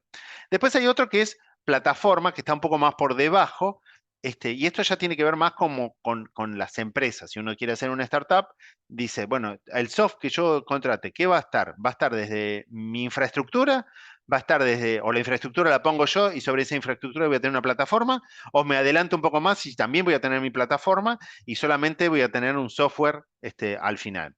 Esto tiene que ver, en realidad, está más pensado para cuando hay que desarrollar o que lanzar una startup o trabajo. O sea, ¿qué tipo de modelo de negocio puedo tener o puedo aspirar en donde yo tenga que tener una infraestructura? Digo, por ejemplo, nosotros lanzamos un negocio, lanzamos con Diego un negocio de ropa. Digo, che, bueno, vamos a hacer el diseño, etcétera, etcétera. Bueno, genial, fenómeno. Che, bueno, vamos a montar la infraestructura. Vamos a ir a comprar servidores, nos vamos a contactar con la gente. Y Diego me va a decir, pero vos estás recontra loco, eso es carísimo, ¿no? Vamos a vender, es para vender prendas, no tiene ningún sentido. ¿Por qué no le compramos el cloud o la información o el servidor a Azure o a AWS, que son re baratos y fenómeno, genial, Diego, hagamos eso porque la verdad no tiene mucho sentido. Ahora, por otro lado, está Google, en donde labura Diego, y Google dice, che, ¿por qué no guardamos toda nuestra información le dice a Diego, che, guardemos toda nuestra información en AWS, en Amazon? Y probablemente lo miren a Diego y le digan, che, ¿querés ir a laburarte a AWS? Porque nosotros tenemos nuestro propio data center, porque es una información crítica y estratégica. Entonces es muy probable que Google no esté dispuesto a compartir toda su información de todas sus transacciones, todo lo que está ahí con AWS, porque lo considera crítica y tiene sus propios data centers. Entonces, nada, esto tiene que ver con la envergadura y con lo que es, si es un recurso estratégico y si podemos tener acceso a ese recurso estratégico. Entonces, la mayoría de los startups muy chiquitos, la mayoría, el 99%, no tienen IaaS, porque IaaS solamente tienen grandes empresas y tienen la posibilidad de tener una infraestructura básica que monte todos sus negocios. No hay muchas empresas en esas condiciones. Hay bastantes que ya tienen PaaS, que son como plataformas. Digo, cuando uno, por ejemplo, uno quiere hacer transacciones, quiere transaccionar, o puede desarrollar su propia plataforma o pueden contratar a Bitets, de acuerdo, digo, y esta es una plataforma. Entonces yo no desarrollo. Ahora, si yo soy un supermercado que el 90% de mis ingresos van a ser digitales, y ahí ya hay como un tema, ¿se lo doy a un tercero o esto es demasiado estratégico para hacerlo yo mismo? O por otro lado, yo no tengo la capacidad económica, entonces se lo tengo que hacer un tercero porque yo no tengo la posibilidad de hacerlo. Pero de nuevo, y ahí es un paso más arriba. Y en el software as a service, la verdad es que la mayoría ya descansa en eso, porque hay un montón de empresas que son hiper competitivas, que producen un montón de soft. Entonces, la verdad es que es muy raro que una empresa, salvo que sea estas propias empresas como Google, que desarrolla su propio Gmail, entonces, bueno, obviamente, pero si no, el resto de las empresas, ¿qué voy a hacer? ¿Una empresa va a hacer su propio correo? No tiene ningún sentido. Es gratis, es muy, funciona, o sea, no tiene sentido. Entonces, esto es lo importante de esto, de los modelos de plataformas en la nube, que son como distintas escalas y que tiene que ver con la envergadura y con las necesidades de las empresas, pero no para todo el tiempo, sino de acuerdo a distintos momentos. Digo, si nosotros tenemos un negocio brick and mortar exclusivamente y queremos empezar a hacer digital, y probablemente empecemos a tercerizar jazz, empecemos empecemos a trabajar con una plataforma tercerizada y vemos cómo nos va, porque empezamos a reducir el riesgo. A medida que va avanzando, si no va muy bien, quizás en algún momento Bitets no sea la mejor solución. Digo Bitets, lo pongo porque seguro esto después lo ve Marcos Perdón y me cae de pedo. Pero no, lo digo porque es una de las plataformas muy importantes que le da soporte a muchísimas empresas muy importantes, pero también hay muchas empresas que hay un momento que ya por la propia estrategia tecnológica deciden incorporarla y tenerla internamente esa, y otras no, y otras funcionan perfectamente porque sienten que no es su core tener una plataforma de pago, sino que otro es el negocio. Nada, probablemente todas las plataformas que tengan que ver con transacciones, todas las fintech, traten de desarrollar su propia plataforma, porque ahí está medio como el corazón de su negocio. Ahora, una empresa que es un retail de consumo masivo, quizás ese no sea el core del negocio. Para eso hay otros. Entonces, nada, Lo importante es que hay un montón de estas empresas de la nube, plataformas de la nube, y que cada una cumple una función diferente de acuerdo al modelo de negocio que exista. ¿Algún comentario?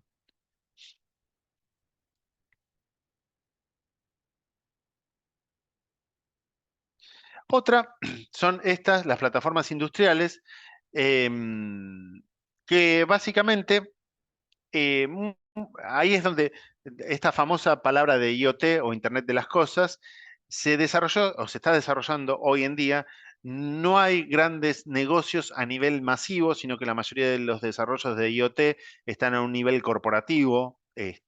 Los que están aprovechando la IoT o la Internet de las Cosas son negocios industriales que incluye la inserción de sensores o chips de computadores al proceso de producción y rastreo, etcétera, etcétera, a los procesos de logística. Entonces, nosotros hoy es mucho más fácil rastrear pallets, se le puede poner un chip y sabe dónde está, cuál es la cantidad, si hay que reponer o que no hay que reponer.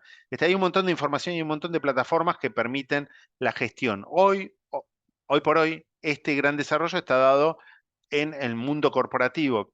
Pero hay muchos que vaticinan, como sucedió con muchos de los desarrollos, como sucedió con la misma Internet. Los orígenes de Internet eran primero un tema de guerra, de defensa, las primeras desarrollos de Internet a nivel mundial, de los propios estados que desarrollaron la Internet para un tema de seguridad.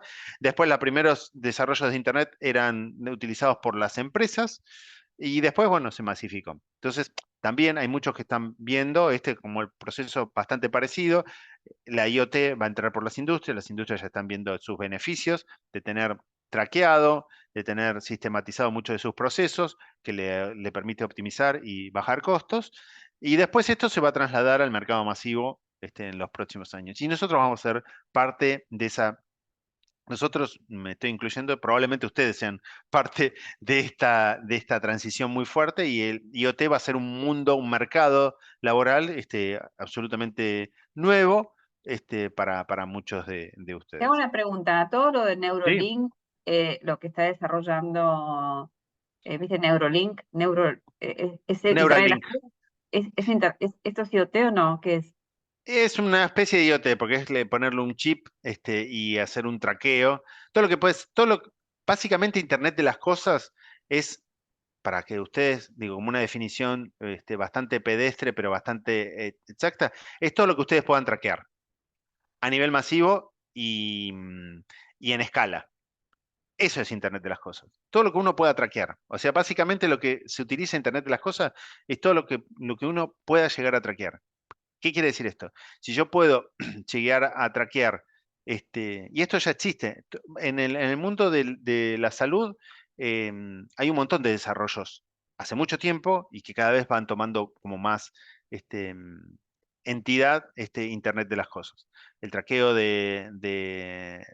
del ritmo cardíaco, el traqueo de la diabetes, el traqueo Pero de un el montón de enfermedades. GPS vendría a ser también en un Internet de las cosas, ¿o no? No, no porque el GPS te da una posición. El Internet de las Cosas utiliza la tecnología GPS para traquear, pero tiene como dos cuestiones diferentes, ¿no? O sea, el GPS es lo que te permite ubicar, básicamente, es lo que te permite ubicar, pero no hace un traqueo. Digo, lo puede hacer. De hecho, Google, si entras, te dice dónde estuviste, te da todo el recorrido, etcétera, etcétera. Te hace un traqueo. Pero la función del GPS es darte una localización y llevarte de un lado para otro y decirte por dónde ir. Esto es como en general hoy se está usando para cuestiones que son repetitivas y que se pueden automatizar y que se pueden optimizar. Entonces, y que se pueden tomar decisiones sobre eso. Entonces, nada, eso en general, la mayoría de los dispositivos de estos están puestos en un montón de. Son sensores que se conectan a una red y que cuando se conectan a esa red, comparten información que vienen traqueando. Entonces, y con esa información hay un soft, y ese soft es el que va tomando decisiones y que va diciendo cuál es la mejor decisión para tomar. ¿Qué quiere decir esto? hay un sensor, por ejemplo, en un campo, hay varios sensores, no hay un solo sensor que mide la humedad, la lluvia, qué sé yo. En los temas, en los servicios meteorológicos también se utiliza mucho. Entonces, si vos sabés cuál es la humedad, etcétera, el riego, etcétera, podés medir cuánto es el riego, cuándo plantar, cuándo no, etcétera, y te da una información muy importante para quienes siguen. Lo mismo muchas veces se hace el traqueo del ganado, todavía a nivel masivo, no se le pone un chip a cada vaca, pero en un punto se podría. Pero también se hacen mediciones de ganado también. Y hay un montón o sea, esto también se da este, mm, para muchos productos de consumo masivo.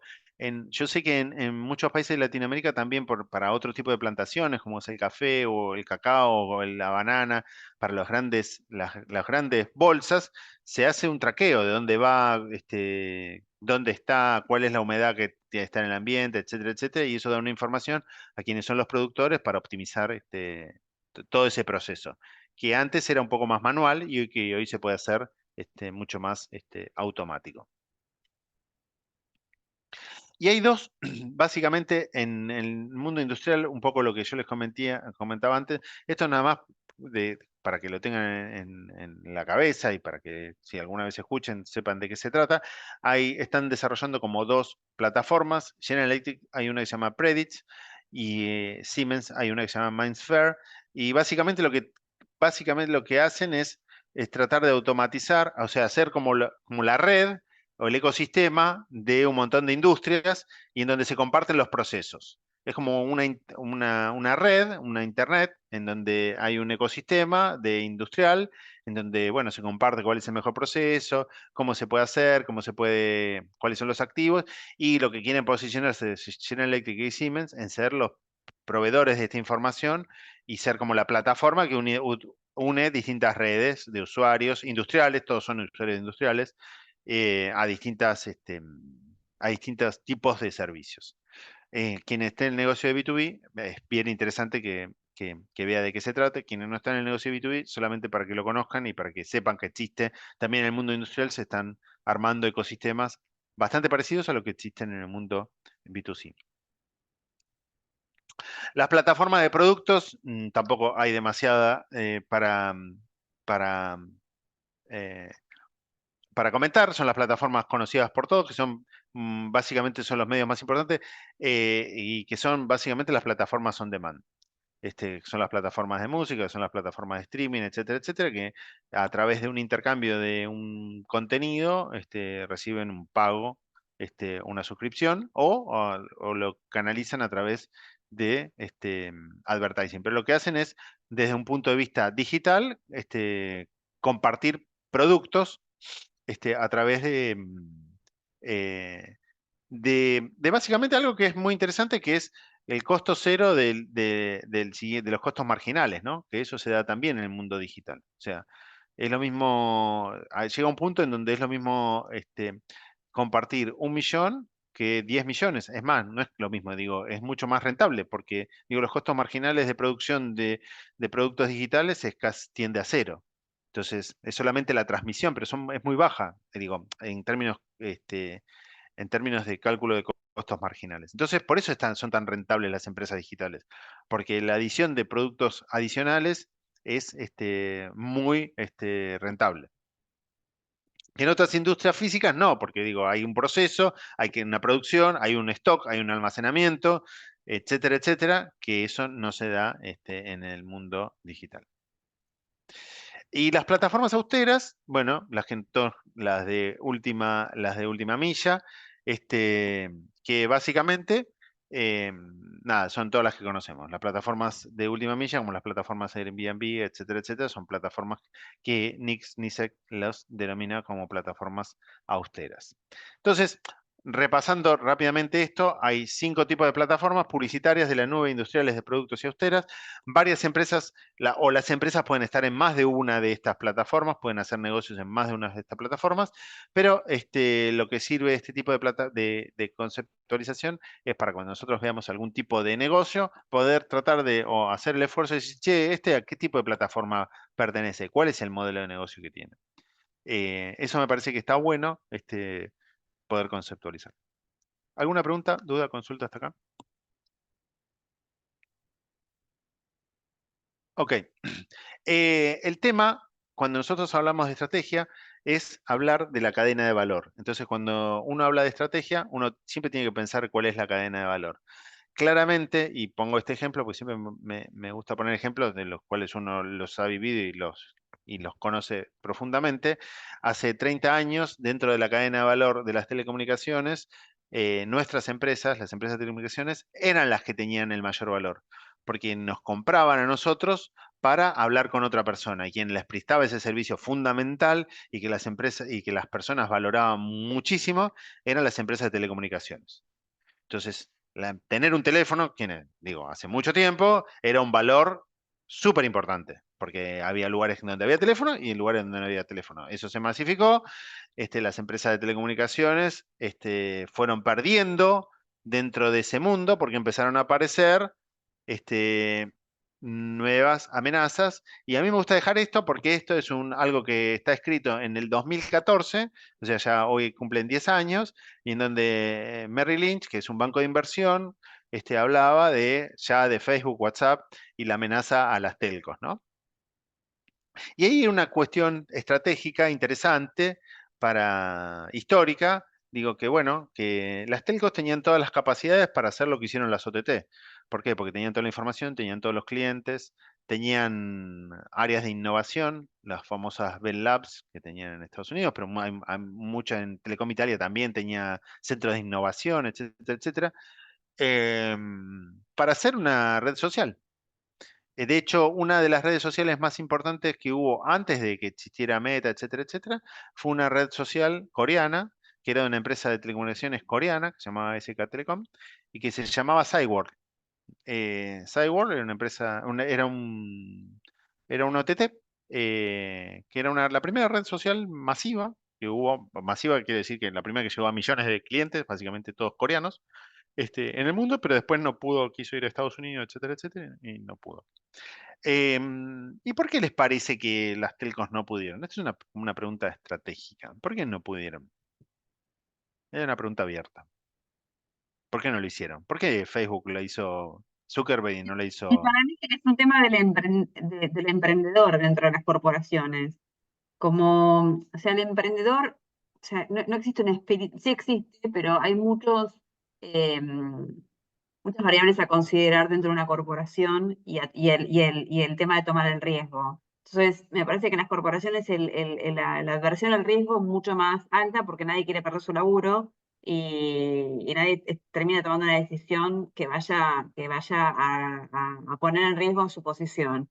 En cambio, en una startup, me parece que las condiciones están dadas como no hay nada que perder y hay todo para apostar y hay otro espíritu, el espíritu emprendedor.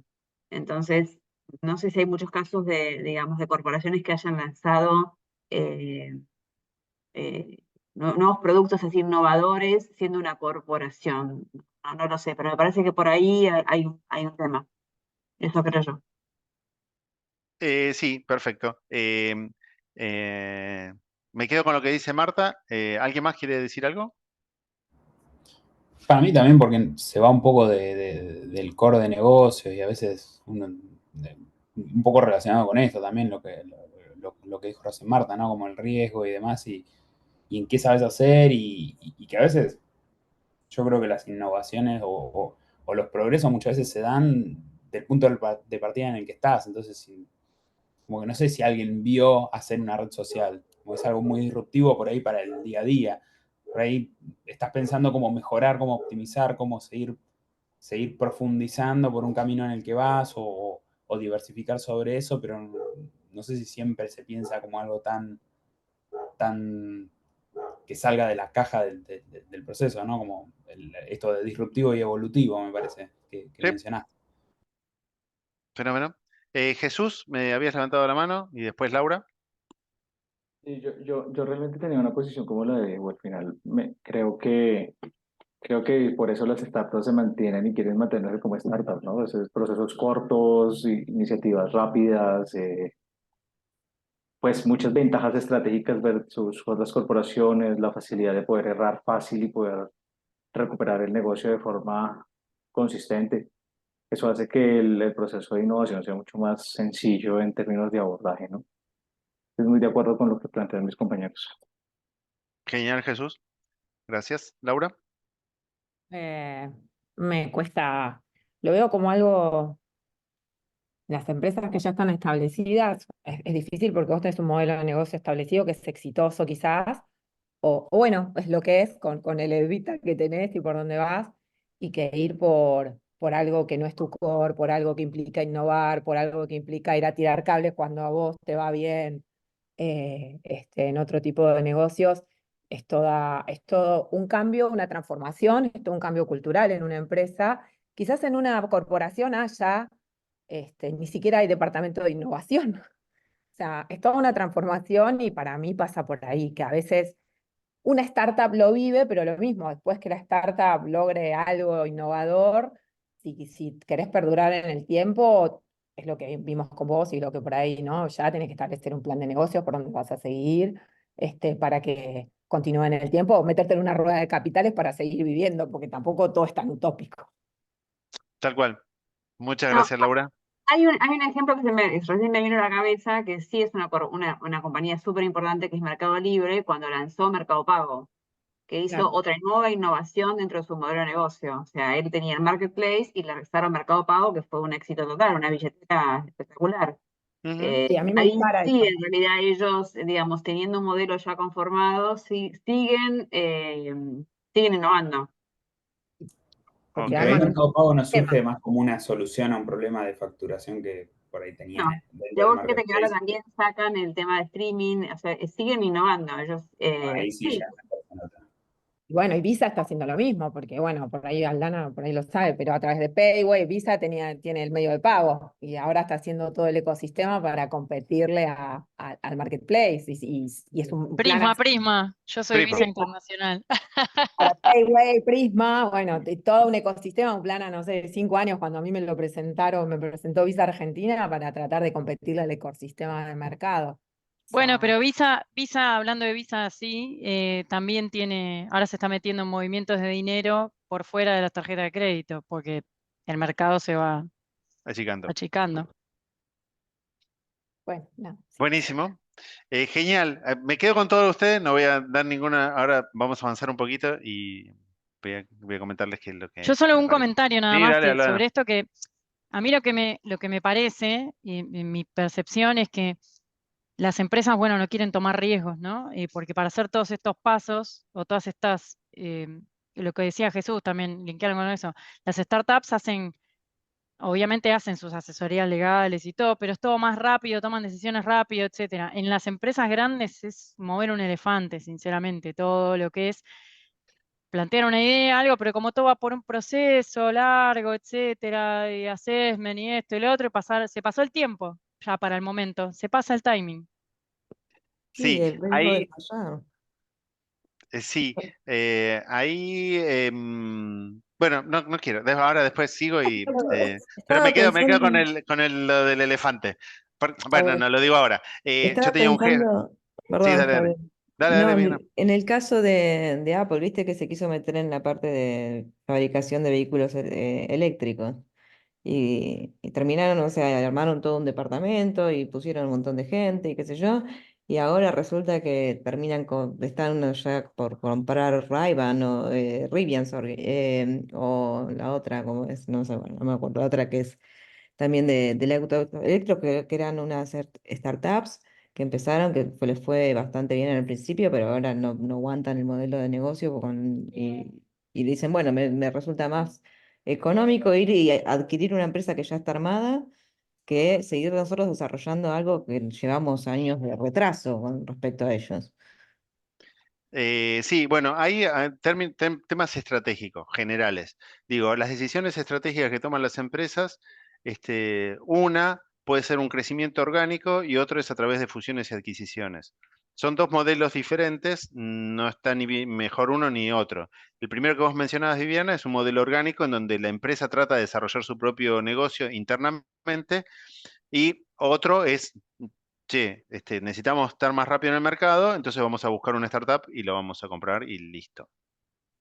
Con respecto al elefante que había mencionado Aldana, yo recuerdo un director de Telecom que me decía, con razón, y que yo compartía, dice, nosotros somos un elefante, literalmente, somos un elefante.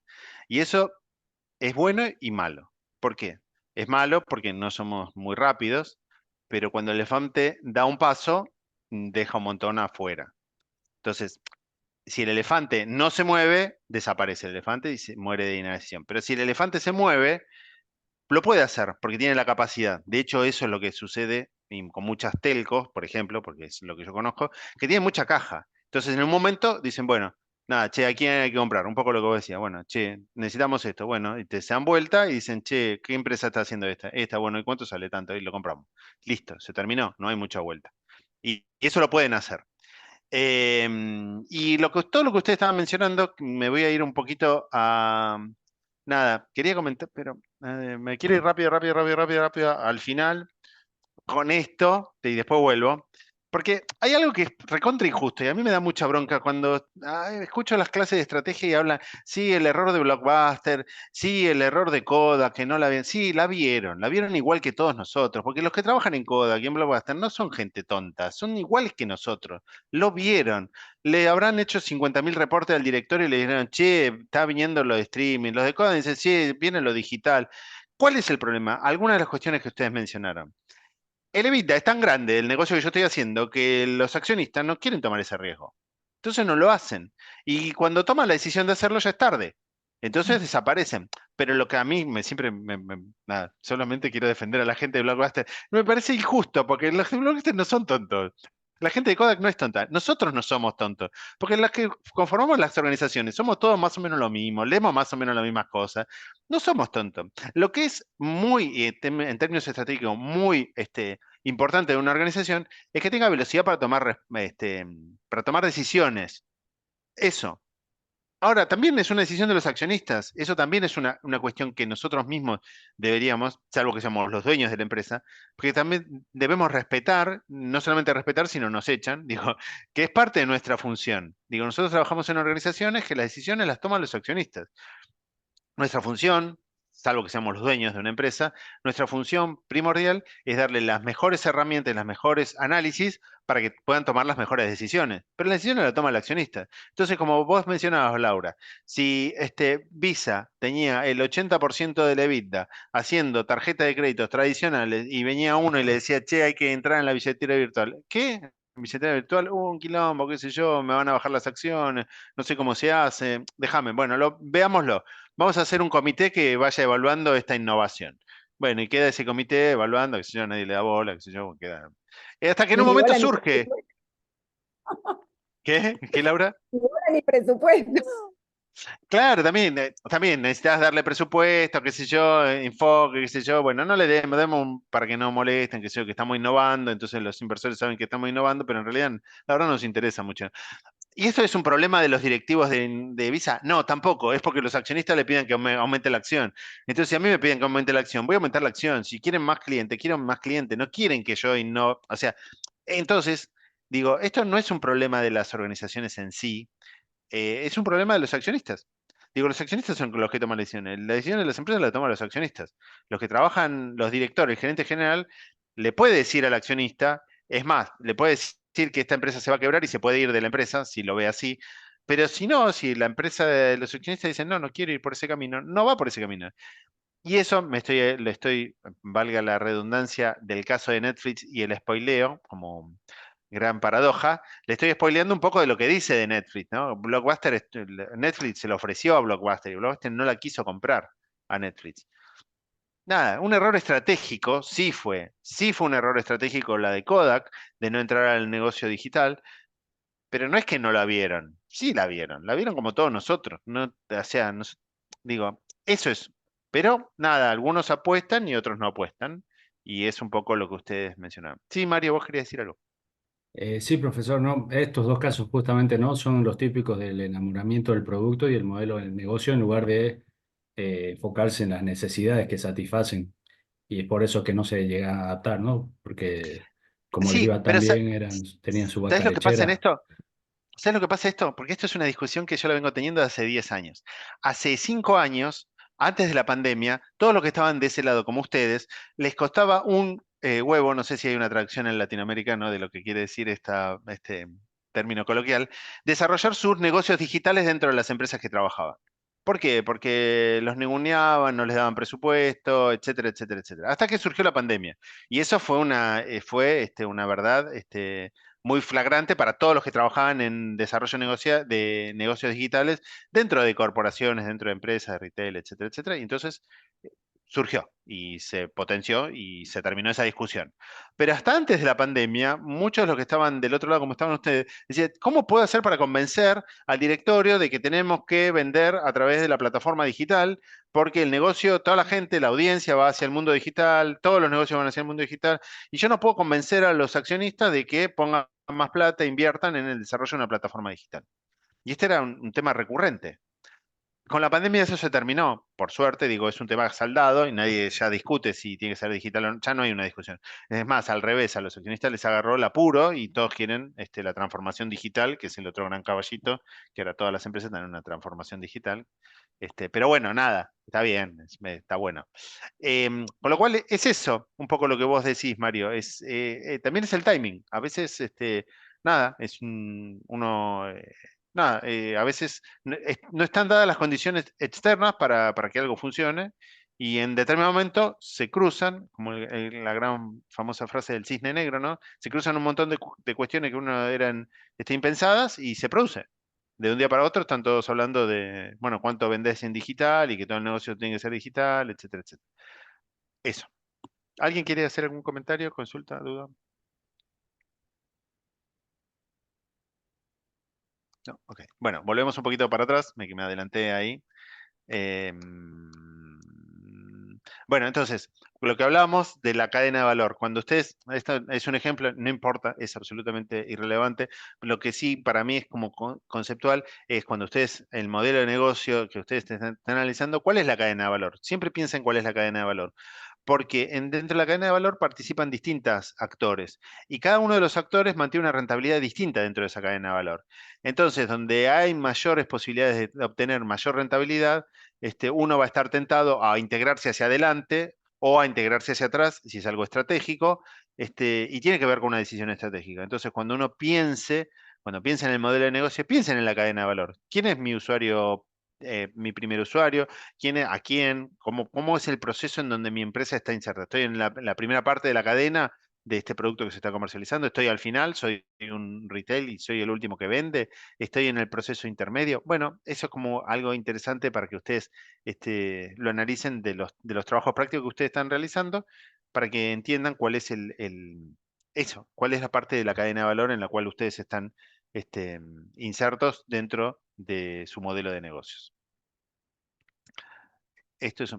Y esto claramente, alguno de los términos que estábamos viendo antes, en alguna de las reuniones pasadas, es el ROIC. Acuérdense, ROIC es retorno del capital invertido sobre el WACC. Al WACC, acuérdense, no importa para los que no son financieros ni mucho menos, pero el WACC es el costo promedio del capital. Entonces, y eso varía durante el tiempo. ¿Cuál es el costo promedio del capital? Son dos, básicamente viene de dos partes.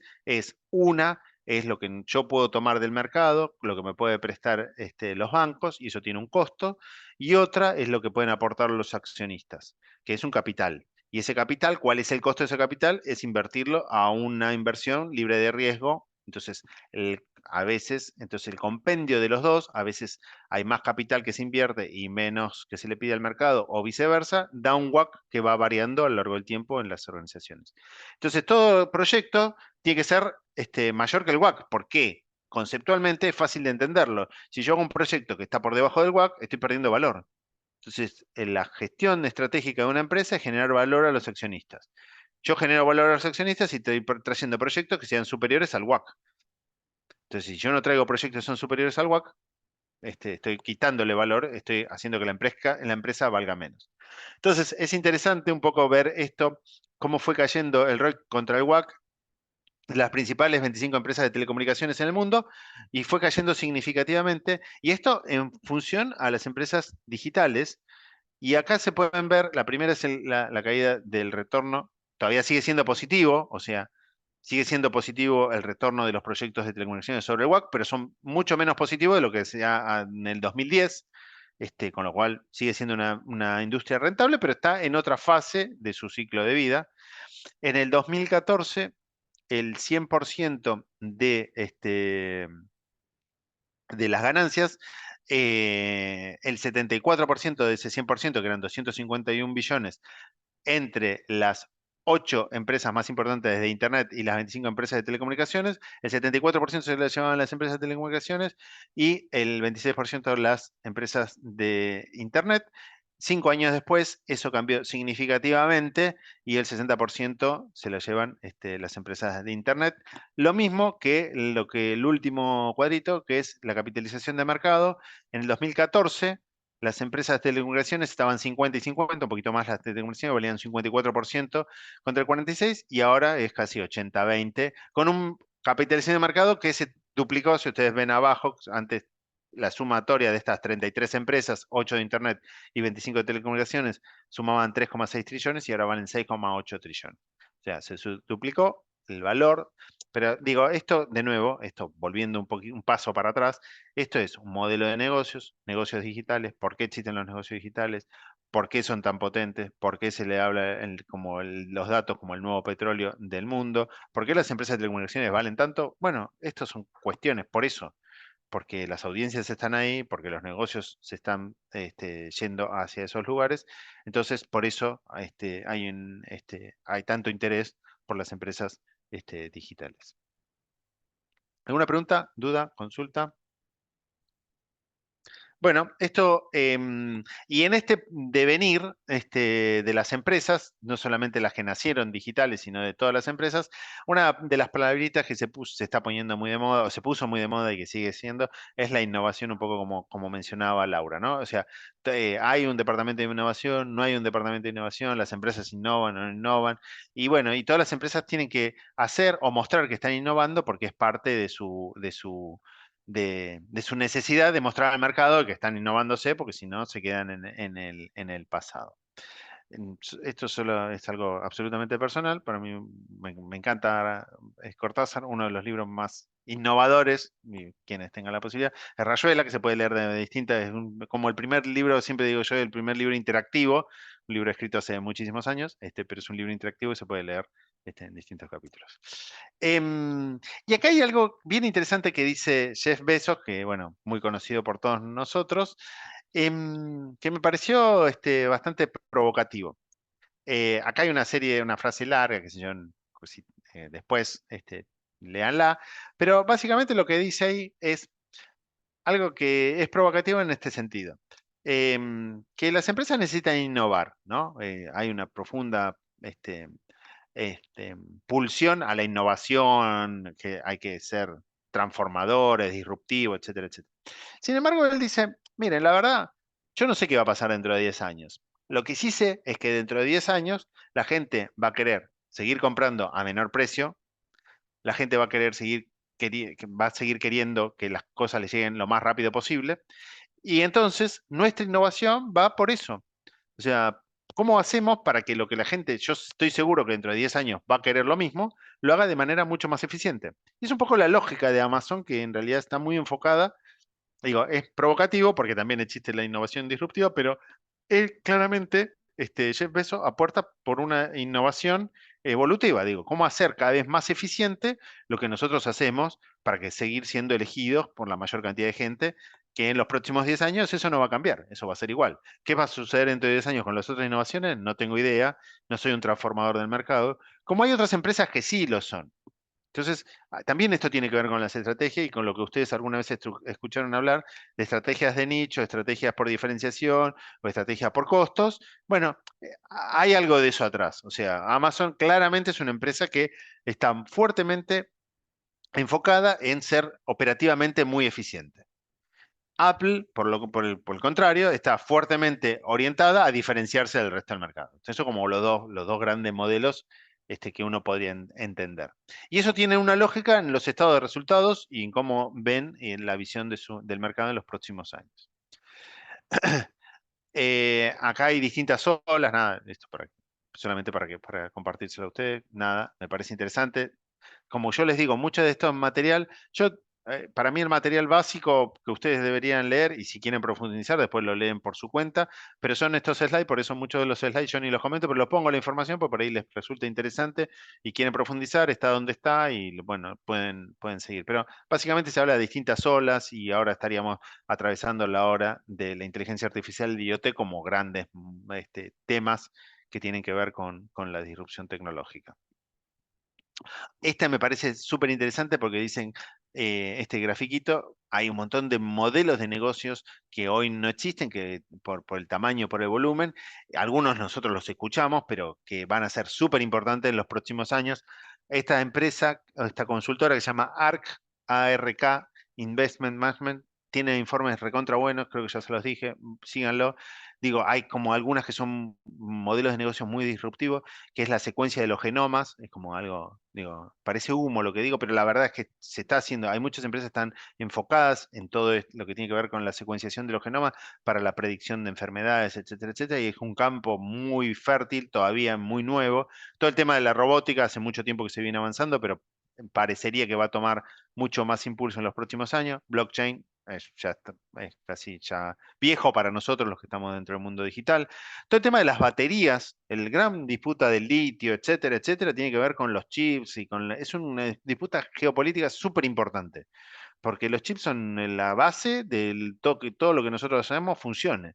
Y hay pocas empresas productoras de chips en el mundo y hay una gran disputa internacional. O sea, de hecho, Estados Unidos está promoviendo la fabricación de chips propios. La mayoría de productores de chips, de este tipo de chips son eh, China. Y una de las que está desarrollando muy fuertemente es una de las empresas que más creció en términos de valor de mercados. ¿Ustedes saben cómo se llama? Si ustedes hubieran Tesla. invertido. No, Nvidia, chips, ¿eh? Nvidia, No te escuché. Nvidia. Sí, exactamente, Nvidia. Nvidia es una de las empresas que más creció significativamente en los últimos años porque está relacionada, lo que ellos producen. Es una empresa que en sus orígenes era una empresa parecida a Intel, a aquellos que conocen Intel, o a Cisco, empresas de telecomunicaciones, los chips que están dentro de las notebooks, qué sé yo. Nvidia es algo parecido, pero se potenció porque todo el tema de inteligencia artificial utiliza mucha de la información y de los procesos que hace NVIDIA. Y bueno, es una empresa que también está desarrollando chips, etcétera, etcétera. Es una empresa súper interesante para entender. Tecnologías que están convergiendo, las más disruptivas. Aparte De nuevo, esto se lo viene desarrollando hace tiempo en todo lo que sea inteligencia artificial y viene como varios pasos adelante de otros desarrolladores de otras empresas de chips. Entonces, termina sucediendo que muchas empresas van a depender de sus chips para poder seguir, digamos, desarrollando inteligencia artificial, ¿no? En todos sus productos que Sí, necesiten. y de hecho eso estratégicamente es muy complejo y hace poquito, en la semana pasada, leí, no recuerdo quién, pero hay varias empresas que están, no recuerdo el nombre, creo que una de ellas era Google, que se están como armando un consorcio para desarrollar rápidamente un modelo de provisión de chips que compita con Nvidia, básicamente. Lo que pasa es que esto lo vienen desarrollando hace un montón ya, entonces en Sí, realidad como que vienen como bastantes adelantados. sí, No es pero tan hay, fácil empatarlos. sí, sí, porque no es solamente, muchas de estas cuestiones también en términos tecnológicos no tiene que ver solamente con una cuestión financiera, porque la plata se consigue, digo, Claro. el tema es un tema tecnológico. Y otra de las cuestiones estratégicas súper importantes y dentro del mundo digital son las patentes. El patentamiento hace una Esto se diferencia patenta, los competitiva. chips que tienen, estos que los que Y desarrolla Nvidia se patenta. probablemente, sí, seguramente, probablemente. De hecho, Qualcomm con Samsung tuvo muchos problemas con el desarrollo de 5G. Digo, hay un tema de patentes ahí mucho más específico en donde, bueno, vos haces un desarrollo, lo patentás y si querés usarlo, tenés que usar mi patente, salvo que desarrolles una nueva patente, pero te lleva más tiempo. Entonces ahí hay un tema de timing en el mercado. Entonces, es bien interesante. Todo el tema de chips atraviesa no solamente el tema tecnológico, es un tema geopolítico y también es algo que,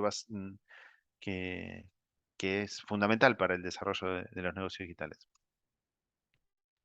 hay un reporte que ustedes lo pueden entrar, el famoso BCG, Boston Consulting Group, todos los años hace una evaluación de las principales compañías o las compañías más innovadoras.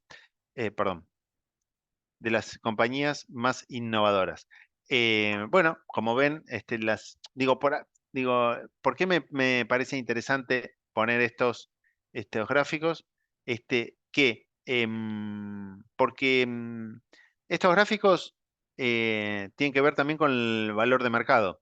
Digo, está bastante relacionado. Las empresas más innovadoras, o sea, las empresas no innovan porque se les ocurre, porque les pinta innovar y porque queda bien, sino porque también las empresas que innovan son las que más valen. O sea, el concepto es al revés, o sea, innovan porque valen.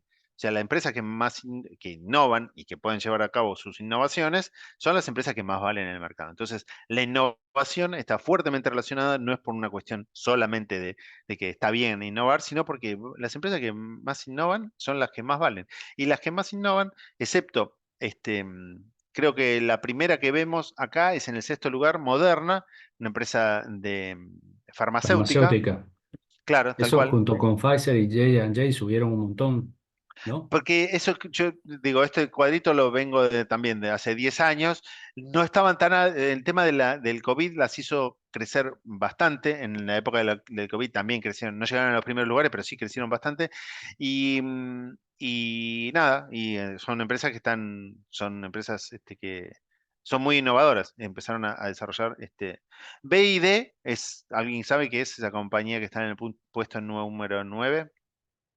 ¿Es la de los autos? Exactamente, es la que compite Sí, con Tesla y que vende más autos que Tesla, sí. con lo cual, bueno, nada, este gráfico básicamente es eso. Digo, ¿por qué está puesta? Las empresas que son más innovadoras son las empresas que más valen en el mercado. No es solamente innovar, sino que la innovación también tiene que ver con la capitalización de mercado. Bueno, llegamos hasta acá, porque esto quiero que lo veamos en detenimiento la próxima reunión. Por mi parte, no tengo mucho más para decir. Les agradezco, como siempre les digo, que me hayan aguantado hasta este momento. Quiero dejar de Hablaste compartir. a 2X, te digo, ¿eh? Me Venías. parece, sí, sí, sí. No, pero aparte, sí, creo que sí, creo que sí.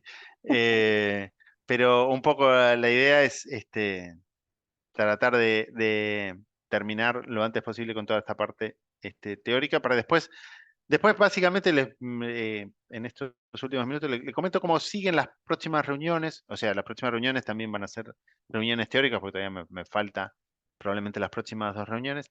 Y después va a haber algunas reuniones en donde estemos todos y vamos a hacer algunas discusiones sobre los artículos que vieron de Huawei y de Netflix. Y después va a haber reuniones que yo voy a setear cada 20 minutos con cada uno de los grupos para hablar específicamente con ese grupo. ¿Cómo es la dinámica? Básicamente, yo les voy a dar un cronograma a los responsables, decir, tienen que estar de tal hora a tal hora, no es necesario que estén o sea, las 2 horas, sino que nada más que se conecten en esos 20 minutos.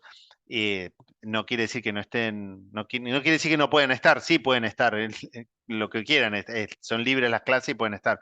Pero lo que a mí también me parece que está bueno, utilizar ese espacio también para los propios grupos para juntarse, porque nada, todos no tenemos mucho tiempo al margen, entonces me parece que está bueno. Y esos 20 minutos es para ver el avance, fundamentalmente el avance de los trabajos prácticos, aquellos que lo quieran hacer. Eso va a ser un poco la dinámica de las últimas 2 o 3 clases, cuando terminemos toda la parte teórica, que no falta mucho, pero bueno, todavía nos queda un rato. Así que bueno, ¿alguna duda, consulta, crítica? ¿Alguno se quedó dormido? Muy interesante, gracias. Y Así que bueno. Bueno, les deseo que tengan una buena semana y nos vemos el lunes que viene. Gracias, gracias. Gracias, profesor. Chao, buena Muy amable, semana. Nos buenas vemos. noches. Gracias. Gracias.